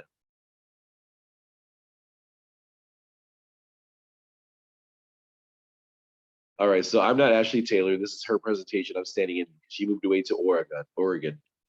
Okay, so let's go to the next slide. Okay, so what is military cultural competency? So really, in short, what we want to do is just really talk more in depth about what's going on with the services provided vets and what they're going through, and really to get in their shoes and understand it a little bit better. Next slide, please. All right, so training objectives, as I just said, we can skip that one. All right, so I do have a pop quiz question. Well, these are the answers. Let's go straight to the answer. So the question is, what was the deadliest war? So instead of trivia, let's just give it to you there. So World War II was the deadliest war. And we lost an approximately close to 8,000 the wars in Iraq and Afghanistan. World War II was almost 300,000 souls that were lost. America has been in conflicts, even the ones not listed here. We've been in conflicts nearly the entire time that we've been a nation. So we've always had a fighting force. From before we were even a country, we've had a military. Go to the next slide, please. Okay, so the first thing, and if you look at my collar, you see right under this badge up top is Iwo Jima, one of the deadliest battles, most successful battles of the United States Marine. Directly under it is this little pin. This is the Purple Heart. So a lot of you might know what this is, but the Purple Heart is an award given to a troop that is wounded by the enemy in combat. So I was wounded and survived my combat experience, but I was directly wounded by the enemy. And that's what the Purple Heart is. So the Purple Heart is for those members of the military that specifically get wounded by the enemy. Okay, and really, that and the combat action ribbon are what most people revere as the actual combat vet. One, that you saw combat as in you picked up your weapon and engaged the enemy, or were engaged by the enemy. And furthermore, if you were wounded by them, you're definitely held in a higher esteem than someone else in the military that may not have done such a thing. Either way, personally, I honor everybody that decided to serve. It's really just chance. No one wakes up one day and says, "Hey, I'm gonna get a Bronze Star. I'm gonna get a Purple Heart." Excuse me. All right. So when we have the answers here, but there's an assumption that the VA is responsible for all of us, for all veterans getting out of the military. And the truth is that the Veterans Administration, we're not forced to go and sign up for the Veterans Administration. Unfortunately, there is a distrust with the VA through the legacy of the Vietnam War, what happened after that, and even some blunders that we've experienced since the post 9/11 wars. I'm going to be perfectly honest with you all. I'm actually a big fan of the VA. I work very closely with them. In the beginning, I wasn't as a new vet, but now that I know the inner workings, also the limitations of a bureaucracy that's a hospital, I understand they want to do the right thing, but sometimes get caught in the weeds. But does every veteran go to the VA? No, that is absolutely false. You have to go and sign up. A lot of active duty military people that are becoming veterans really don't realize that 5 years of coverage for medical. And furthermore, if I was wounded specifically for my leg or my back or my ears, I get that covered. If I file a disability claim, I get that covered the rest of my life, care for those specific ailments, or even if it's mental health. But I have to go and ask and sign up. Next, So all personnel who served at least one day in the military have access to VA services. Note that is also not true. You have to have a minimum of 180 days active service. So a lot of reservists don't even qualify for this. Next, please. All right, so a little bit of history here. So what we're looking at are the wonderful branches of our military. So as you may know, Homeland Security, the Coast Guard now belongs to Homeland Security. So if we look top left, we have the Department of the Army. To the right of that is my branch, the United States Marine Corps. We then have the Navy, and we have on the bottom left the Air Force. In the middle, we have the brand new Space Force. And if you're wondering, oh, and I'll get to that in a second. And finally, we have what's the Coast Guard. So a little bit about that. We'll go back to that one, Diana. Go up a little bit. So you call a person from the Army is a soldier. A person from the Marines is not a soldier. I want to really point this out as far as cultural competency goes. If you served in the Marines, you're a Marine. If you served in the Army, you're not a Marine, you are a soldier. If you served in the Navy, you are not a soldier, you are a sailor. If you served in the Air Force, you are an airman or an airwoman. All right, if you served in the Space Force, and this is the one I think is really cool. I think these guys wanted the naming game. You're called a guardian if you serve in the Space Force, and then if you're the Coast Guard, you're a Coast Guardsman. Okay, so those are what you call them. That's the proper way to address someone that's served in that particular branch. Guardians, I absolutely love it. Such a huge fan. All right, now a lot of you may know this, but there are two major delineations of the military. One is the larger body. The majority of the military is enlisted, meaning that like me, right after high school, you went in and signed up, and you are essentially the blue collar of the military. An officer has to fulfill a 4-year degree, go through officer candidate school, and then be commissioned as an officer in the United States military. Typically, their contract is going to be somewhere to 6 to 8 years, 10 years. They have a much longer commitment because they're going to school to get that degree and then to become an officer. So they essentially are the executives of the military, whereas the enlisted are the blue collar or the workforce of the military. And so I don't know the exact ratio, but I would imagine that it's one officer to 20 troops, something like that. So they are the minority of the military. Nevertheless, they are the decision-making power.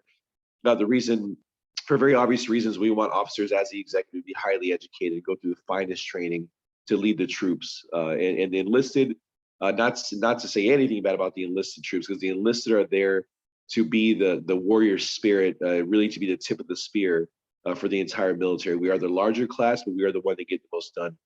All right, next, please. Any questions on that? Okay, or we keep going? All right, so active and reserve. Okay, what is the difference between active duty and the reserve? So active duty means you are leaving your previous life. You're going to go through a period of indoctrination to become a sailor, an airman, a guardian, a Marine, a sailor. And then you're going to live in a military base, and you're going to stay on military property with no relief for at least 3 years to 20 some odd years, whatever your contract is. So active duty means you are living that life. You're living on the base. You are truly part of the institution all the time. Reserve means you do it once a month. And then you're called to active duty 2 weeks out of the year, and then so you get to live a civilian life as well as a military life. So that's the difference between active duty and reserve. There is a bit of an attitude difference. The reserves tend to be a little more reasonable and relaxed, whereas active duty, especially combat forces, are pretty what you would think military people, the rough, tough kind of really institutionalized military attitude. All right, and so just I won't go through the numbers there, but you can see that the Army is the largest out of all the branches, which is why we typically use as the occupying force. The Marines are much smaller than the Army, but we're a specialized force, so on and so forth. All right, so we'll go ahead and go to the next slide. All right, and just one more thing I do want to point out about the previous slide. The Army and the Air Force share a budget. The Navy and the Marines share a budget. So we always thank the Navy and our wonderful Navy for giving the Marines their budget. All right, National Guard. Whereas the Marine Corps and the rest of the active duty components are directly under the President and Congress, National Guard is run by the governor of a state. So National Guard in Texas, the governor can deploy them to the border or during natural disasters. They belong to the state, and they also kind of act like a reservist. They're not active duty all the time, but they are called on. They do what's called drill, which means that one week a month they're a drill, and 2 weeks a year they're active duty. So that's the National Guard. Go ahead and go next. All right, so this is really important to understand. This is a beautiful thing. Somebody asked me today, what is it about the military that sticks with you your whole life? Oh, age requirement. So let me answer that question really quick. So age requirement, you can be 17 years old, or actually you can be 16 turning 17 in boot camp or basic training, or 17 years old, both with parental consent and signature. You can join the military that young as long as you're turning 17 in boot camp or basic. But most people are joining when they're 18 years old. That's enlisted are joining when they're 18, right out of high school.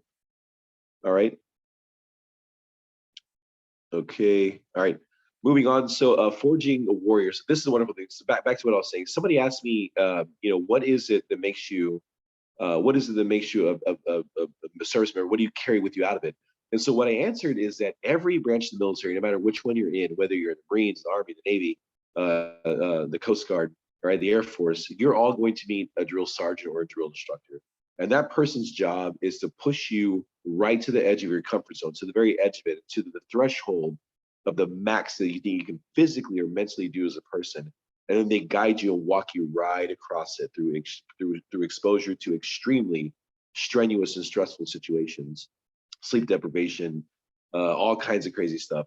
All right, so what happens is that you're showing that individual you're capable of doing more than you think of, and furthermore, the institution that we belong to requires that you constantly do such. And if you're going to be a good Marine or a good soldier, that's what it requires. And so these trainings are anywhere from 8 to 13 weeks long. The Marines do have I'm going to brag a whole lot about being a Marine, y'all. The Marines have the longest training and the most rigorous training out of any of the branches for the entry level. All right. And so each one of these, what happens is they break down your identity. They break you down to nothing at all. They steal your identity. You're no longer me. You're not the I. You are we. All your decisions and the way you think become collective mindset, which is really counterintuitive to the way American culture raises kids. The individuals the people have their own phone, their own identity, their own logins. But when you go to the military, all that's stripped away. You are a we. You are not you. You are a component of this great institution that requires you to constantly break thresholds with that warrior spirit and operate at a very high level. Very proud of our military. All right, go on and go next. You can imagine that going through such a thing would change you forever, and it absolutely does. I can tell you to this day, I'm still a Marine. As a matter of fact, I did the fitness course that we had to do, the obligatory fitness course. I do it every year on the Marine Corps birthday. 3 miles, 20 pull-ups, 100 sit-ups under 2 minutes, and I still can do it. So I still got it, which I'm very happy about at 36. Okay, so indoctrination, we all know what indoctrination means. I don't have to really explain that one to you. But the reason that that's important is because what is it that you're not seeing? You're seeing people in uniforms, right? You're seeing people stand straight, speak assertively and confidently. What's happening is that this is a micro society within our culture. This is the warrior society of America. And this culture, as I said before, these people you have to be tougher than the worst bad guys out there, which is why we do such hardcore things. You learn to live you learn to have an affinity for challenges. You learn to have an affinity for hard things. You want to conquer, you want to challenge. That is the military mindset. And so what you're not seeing is all the stuff happening in the background, us systematically exposing ourselves to hardships and difficult training so that we're always sharp and ready to fight and ready to be bigger and badder than the baddest wolf out there. Next. Okay, so one thing about the military, just like being a doctor or being a lawyer, if you're a doctor, you practice medicine. If you're a lawyer, you practice law. Why do they say practice and not do? Well, because the law constantly changes, medicine constantly changes. You must stay abreast of the new formation. So what does a warrior do? A warrior is continuously training for war. So we practice the warrior spirit. We practice being a warrior by constantly, as I said earlier, exposing ourselves to hardships, intense training, strenuous mental situations. And what we do is we're bringing out that thing inside of every single human being. And it's not native to the military. We all hear these fantastic stories about mothers that lift up entire cars to save their baby that's trapped underneath it. That is a human thing. It is a human spirit. We simply channelize that to the segment of the warrior spirit to fight our enemies and overcome them at all costs, even up to our lives. Next, please. All right, so you can see that our ethos, and Our culture, the warrior culture, is much different. We say and do things that are not acceptable by social standards, by modern society, such as kill them all. As a matter of fact, I was running when I did my run yesterday for the Marine Corps birthday.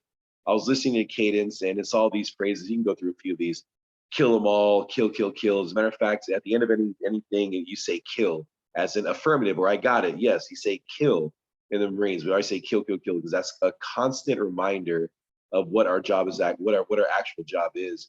And so, mind you, I said indoctrination. I said this sort of mindset. What do you think happens to a person that is living in this micro society, where the institution, the reference points of morality and norms and mores are completely opposite, and not completely opposite, but against many normal norms of our regular day-to-day society? What do you think is going to happen when they return? So keep that question in your mind. All right. Furthermore, the training is incredible. The training is hardcore, but then there's combat deployments. Obviously, we're not always in a state of war. Currently, we're generally speaking, we're in peacetime, although we have small conflicts going around the world and certain clandestine operations happening around the world. But combat deployments are when you go, you've all summer long, you've been practicing football with your team, your coach, playing against each other, but now it's time to play the other team. Now it's time to put all that training, all that stuff you did with your team members, now it's time to practice on another team. And it gets you pumped up. Imagine what it would be like if you were an elite athlete, like an Olympian, and you never got to do your actual sport. So combat is the pinnacle of what any military person would want to do. Combat deployments are when you get to exercise all that hardcore stuff that you learned against your enemy, and it is the most glorious part of being in the military, in my opinion. I did 3 combat tours, and I must say that it was transformational, and I'm very happy I got to do it. I will never be the same after that. And I absolutely love my time over there. Okay, but our military, the people going into the military, the conflicts that we have that we're engaged in, as you know, have closed. But there is a decrease in the people wanting to join the military, even the people that are qualified to even join the military. So we are facing a national security risk here with the lack of people, personnel to bolster the ranks of the military. All right, go ahead and go next. Just so you know, Brian, we're going to have you wrap up in about 10 minutes. No problem. Thank you. Okay, so we can pass this one here. So redeployment and reintegration training. All right, let's stop here for a second. As I said earlier, what do you think happens to a person that the very pillar of your identity is based upon your adherence to the reference point of military virtues and values, militariness, right? And so there is an archetype of a warrior, and that thing is what we're constantly comparing ourselves against when we're in the military. So getting out, you don't get out over weeks. You get out one day. You wake up one morning, and the prior day you're in the military, and the next day you're back home. It is shocking. This is called what we call post-military identity crisis. And so we've heard a lot about people struggling when they get out. And here's what's happening. What's happening is that you had that great reference point. It's not just that you enhance yourself mentally, physically, psychologically. But you also achieved the things that the warrior culture found valuable. All right. In our society, it's valuable if you are a good friend or have a good job, have a nice house, drive a fancy car, right? Can boast about your stocks that you have, the size of your bank account. In the military, it's none of those things. It's how many times did you get to act as a warrior in the warrior capacity? And so getting out is completely different. Now, those reference points are shattered, they're taken away, and you have to then define new pillars in which to identify yourself, or a new reference point, form new pillars of your identity, and find a new reference point that makes sense and directs your purpose as an individual. And many people don't do that right away. They struggle through this period of the loss of identity, and it is extremely difficult to transition from that hardcore mindset to getting into the rhythm of being a civilian.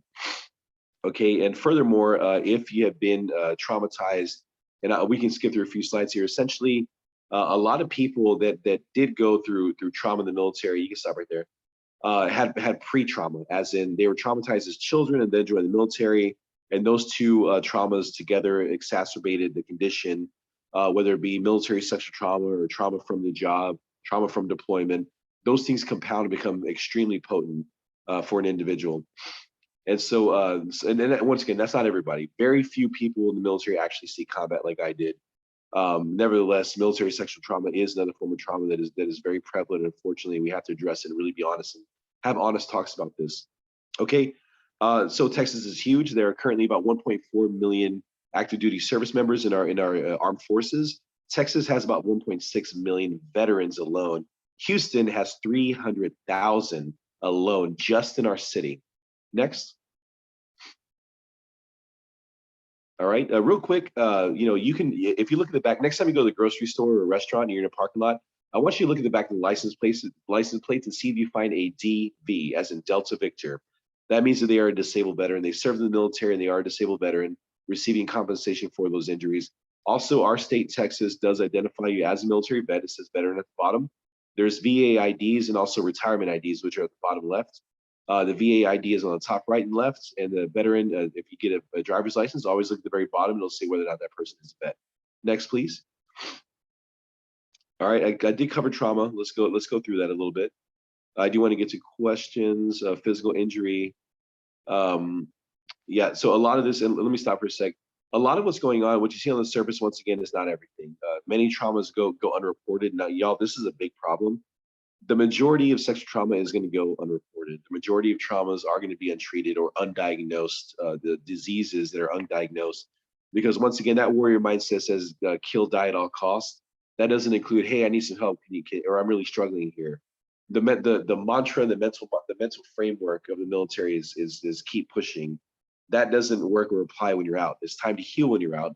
This is a genuine wicked problem in the military that is hard to know how to solve, but the military is trying drastically to start recognizing these things, but we're years away from a good solution.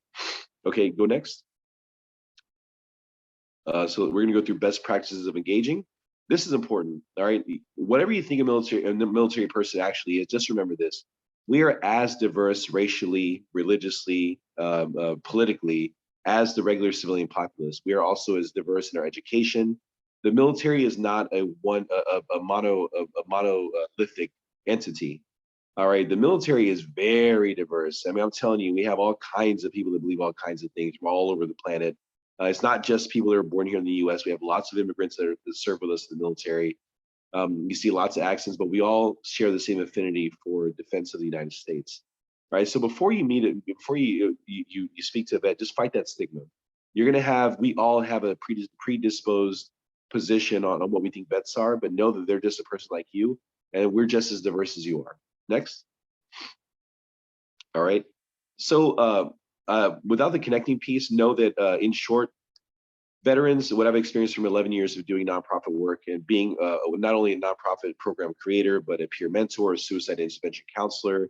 I currently run the technology department of Combined Arms, as well as I hold the position of national expansion manager. So I'm a consultant to the country, to states and cities that want to combine arms. And so what I'll tell you is this: we recognize that veterans have multi-layered needs. It's not just that they need mental health. A lot of this is economic issues, they're human issues, social work, things that require social work. Some veterans are doing absolutely fine. They're thriving. Not all veterans are broken. All right. So as such, you need a large system of many veteran serving organizations that can help that individual and meet them where they're at, whether they're thriving or suffering or in crisis and everything in between. And so Combined Arms, I can roll all this up into one thing. CombinedArms.us is that massive mall of all the veteran services, from crisis intervention to helping somebody excel to their next position, getting a degree, getting a better job, so on and so forth. So if you do need meet vets that need help, CombinedArms.us, we can even help homeless veterans on anything at all that you need, but you can count on us for that. We're located in East Downtown. So if vets do need anything, point them to CombinedArms.us. Okay, so we're not going to go through understanding mental health because of time, and I understand I have about 5 minutes, and I already talked about resources, but I want to go now and close this swiftly so I can take some of your questions. So let me turn it over to the audience, and please do type in your questions in the chat, and let's roll to you, audience. Go ahead.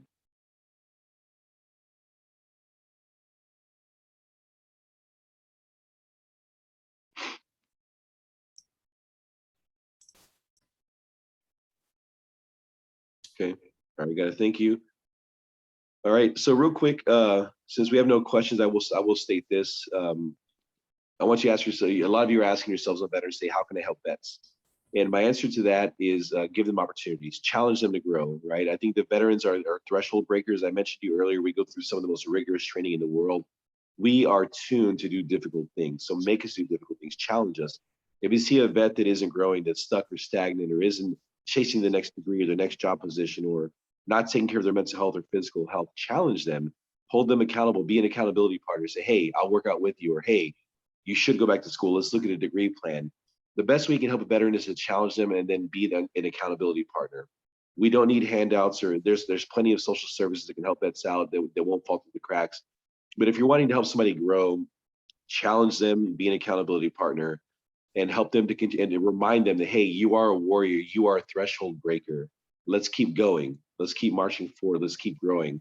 All right. So I think the best way is to tether with them and join them in their growth, and give them opportunities. Give them a hard job. Talk to them about structure. Talk to them about, give them something you don't think they can do and watch them do it.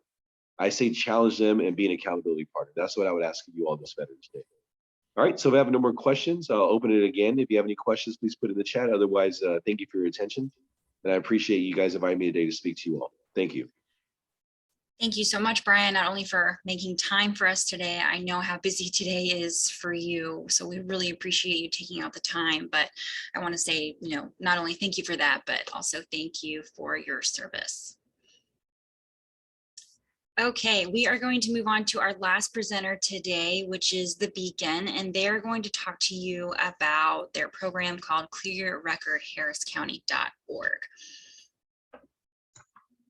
Thanks, Diana. I'm going to go ahead and share my screen. All right.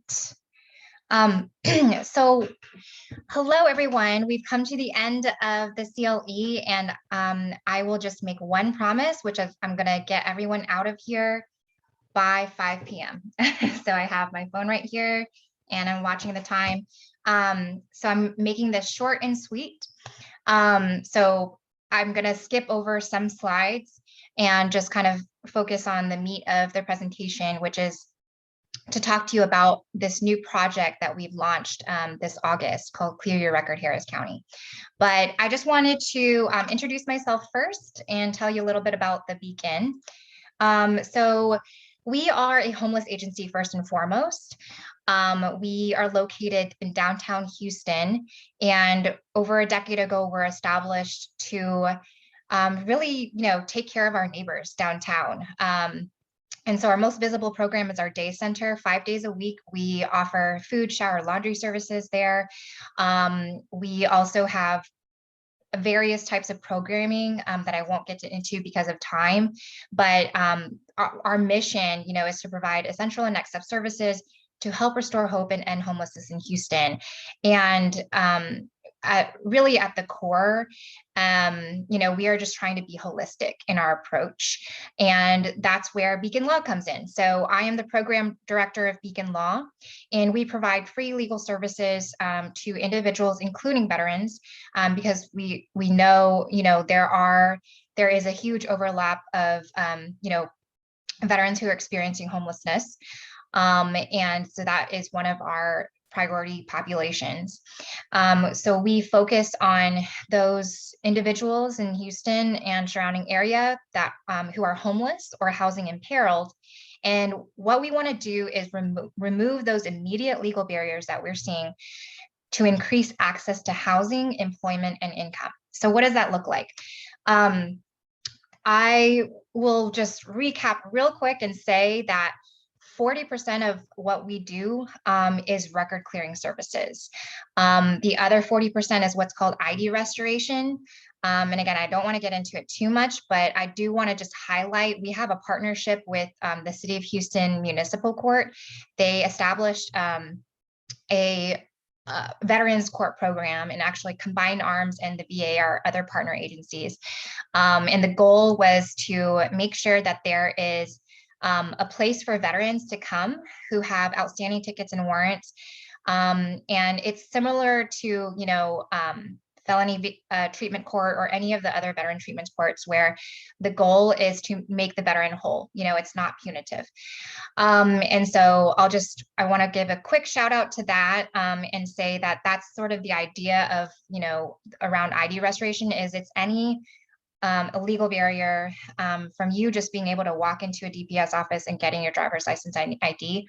That is really a privilege in our society. And I think a lot of us take that for granted, but we see so many clients stuck in this cycle. And we try to, as Brian said, it's not a handout, but a hand up to make sure that they can get on their feet and move forward. So criminal records, right? We know at this point, they are a huge barrier to housing and employment. I'm not going to go over the stats on this slide, but I will just say we had a veteran client this year. He was struggling for 6 years to get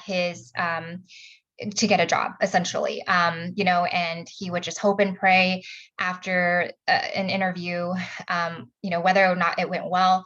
When they did his background check, he didn't get the call back.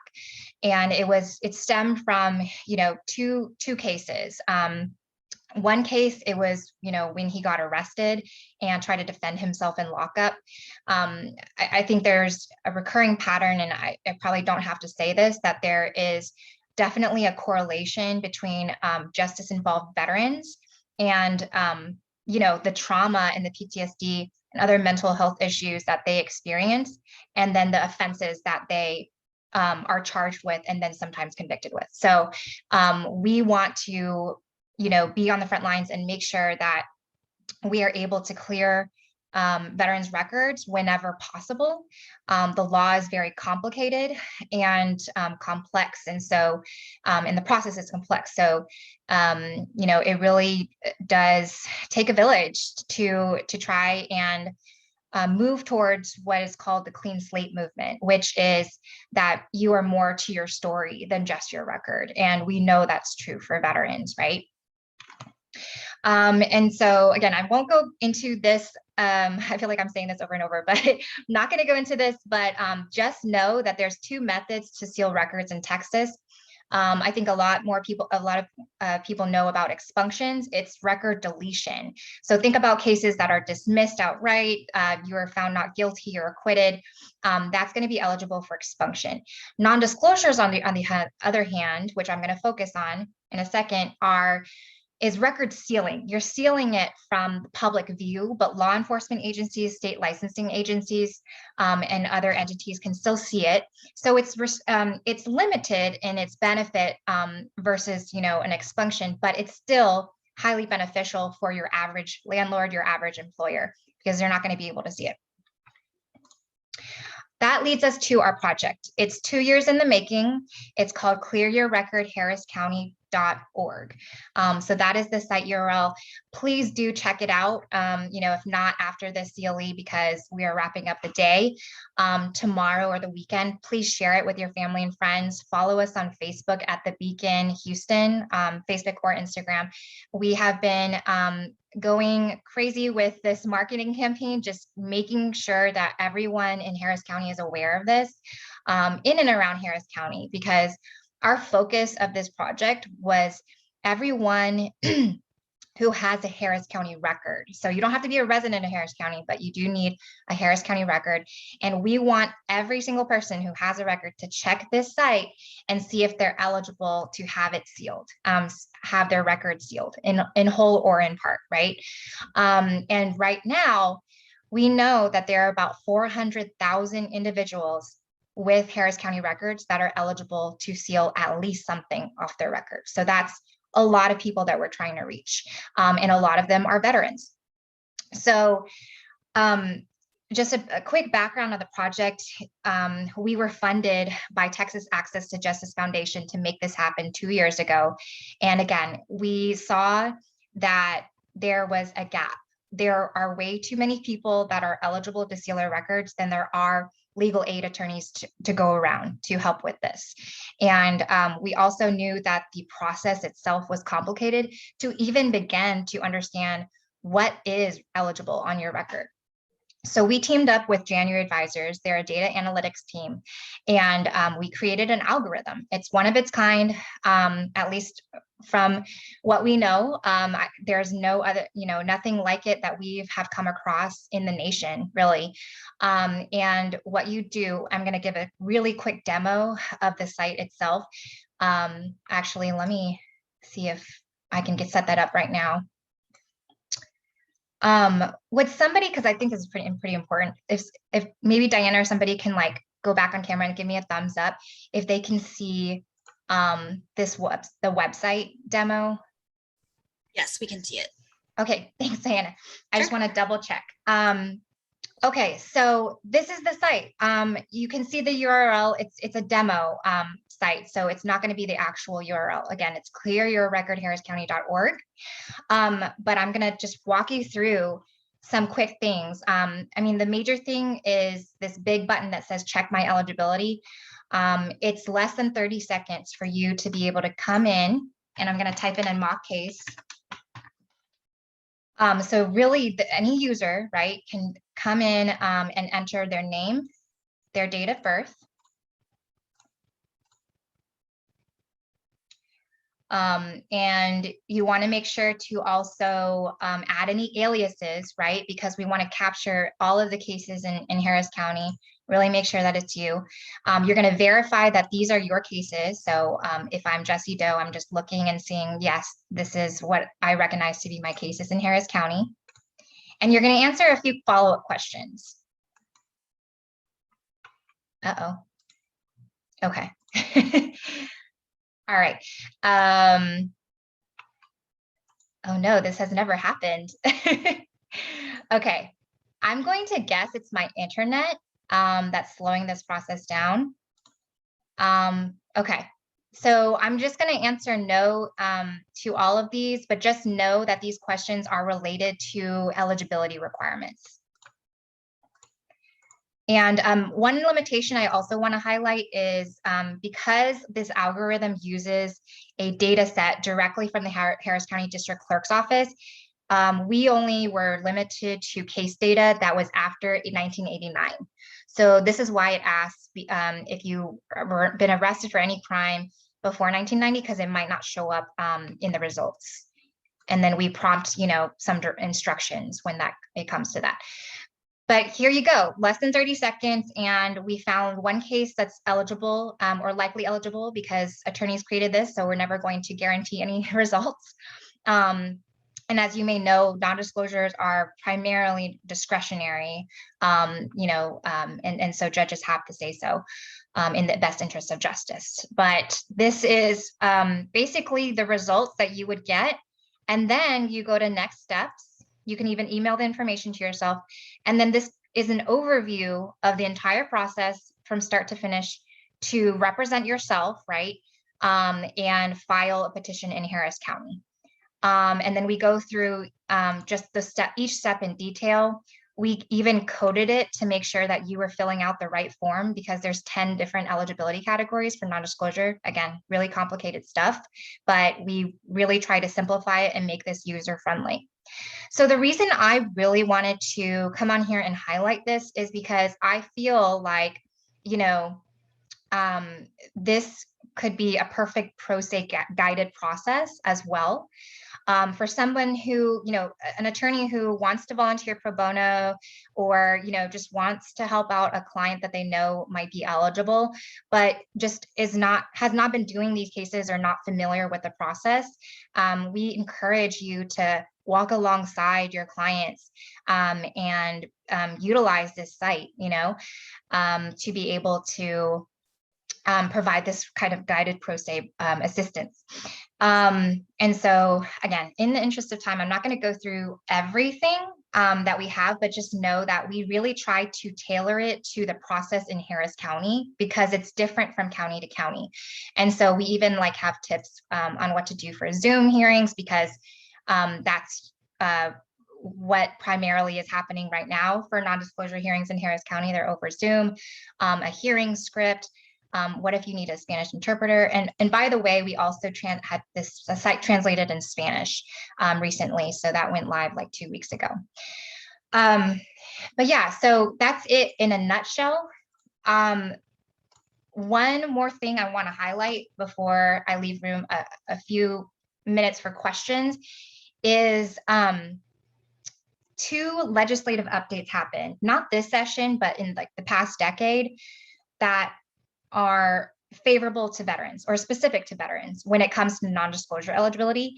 I just want to make sure everyone knows it. So non-disclosure eligibility, it is in our Texas Code of Criminal Procedure. So these two sections, 411.0727 and 411.0729, those are going to be your specific provisions. 0727 allows for a successful completion of a deferred adjudication on the felony level.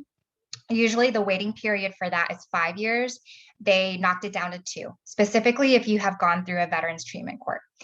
411.0729, if you've gone through a veteran reemployment program, that is going to also expand non-disclosure eligibility for a multitude of different cases. So if you're interested, please do look in the sections, and our algorithm incorporates those two sections in there. So if a veteran is going on there, they're answering yes to I am a veteran, and that will kind of trigger what they might be eligible for. All right, so I'm going to stop share and see if there are any questions.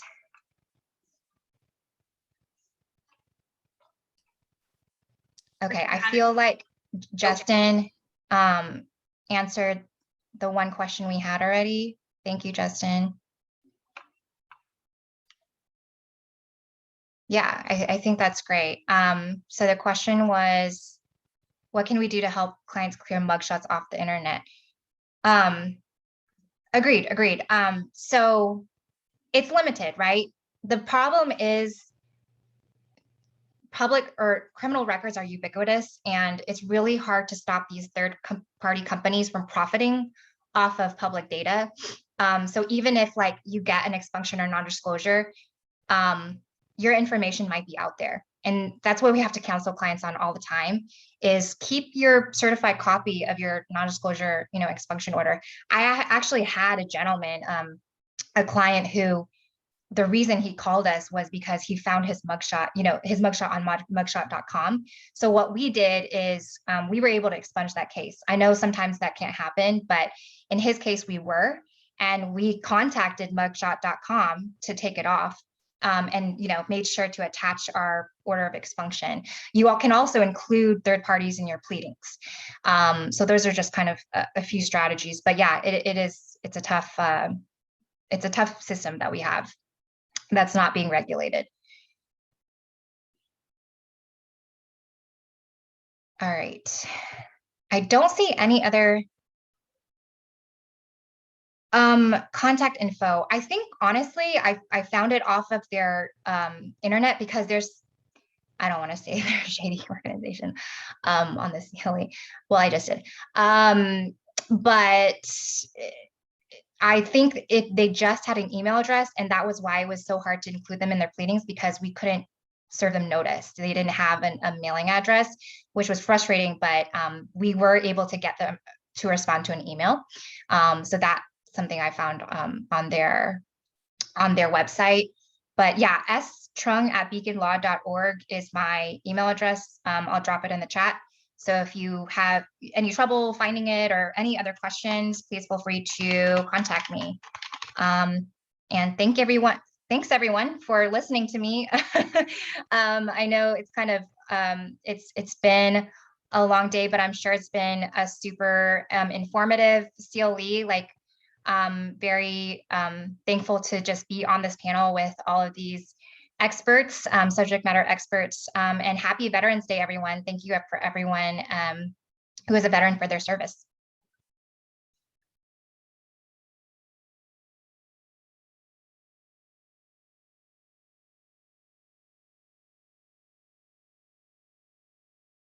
All right, I think that wraps us up for the evening.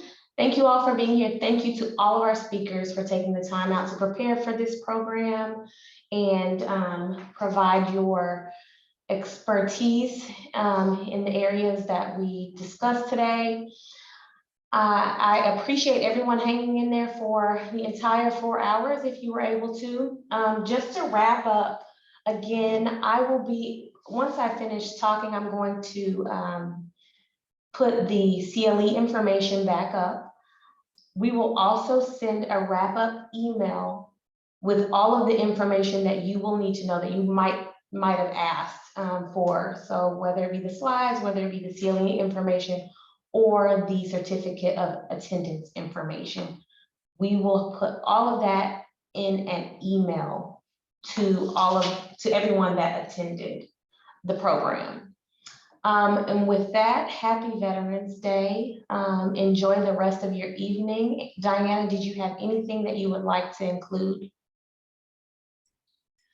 No, just seconding what Tanisha said. Thank you so much for hanging in there for the 4 hours. We know it was a long time, but there's just so much information involved when it comes to representing veterans, and we wanted to try and give you guys a general overview of it, and it just takes a bit of time. So again, thank you, and again, thank you to all the veterans who are attending our program today, and happy Veterans Day to you all.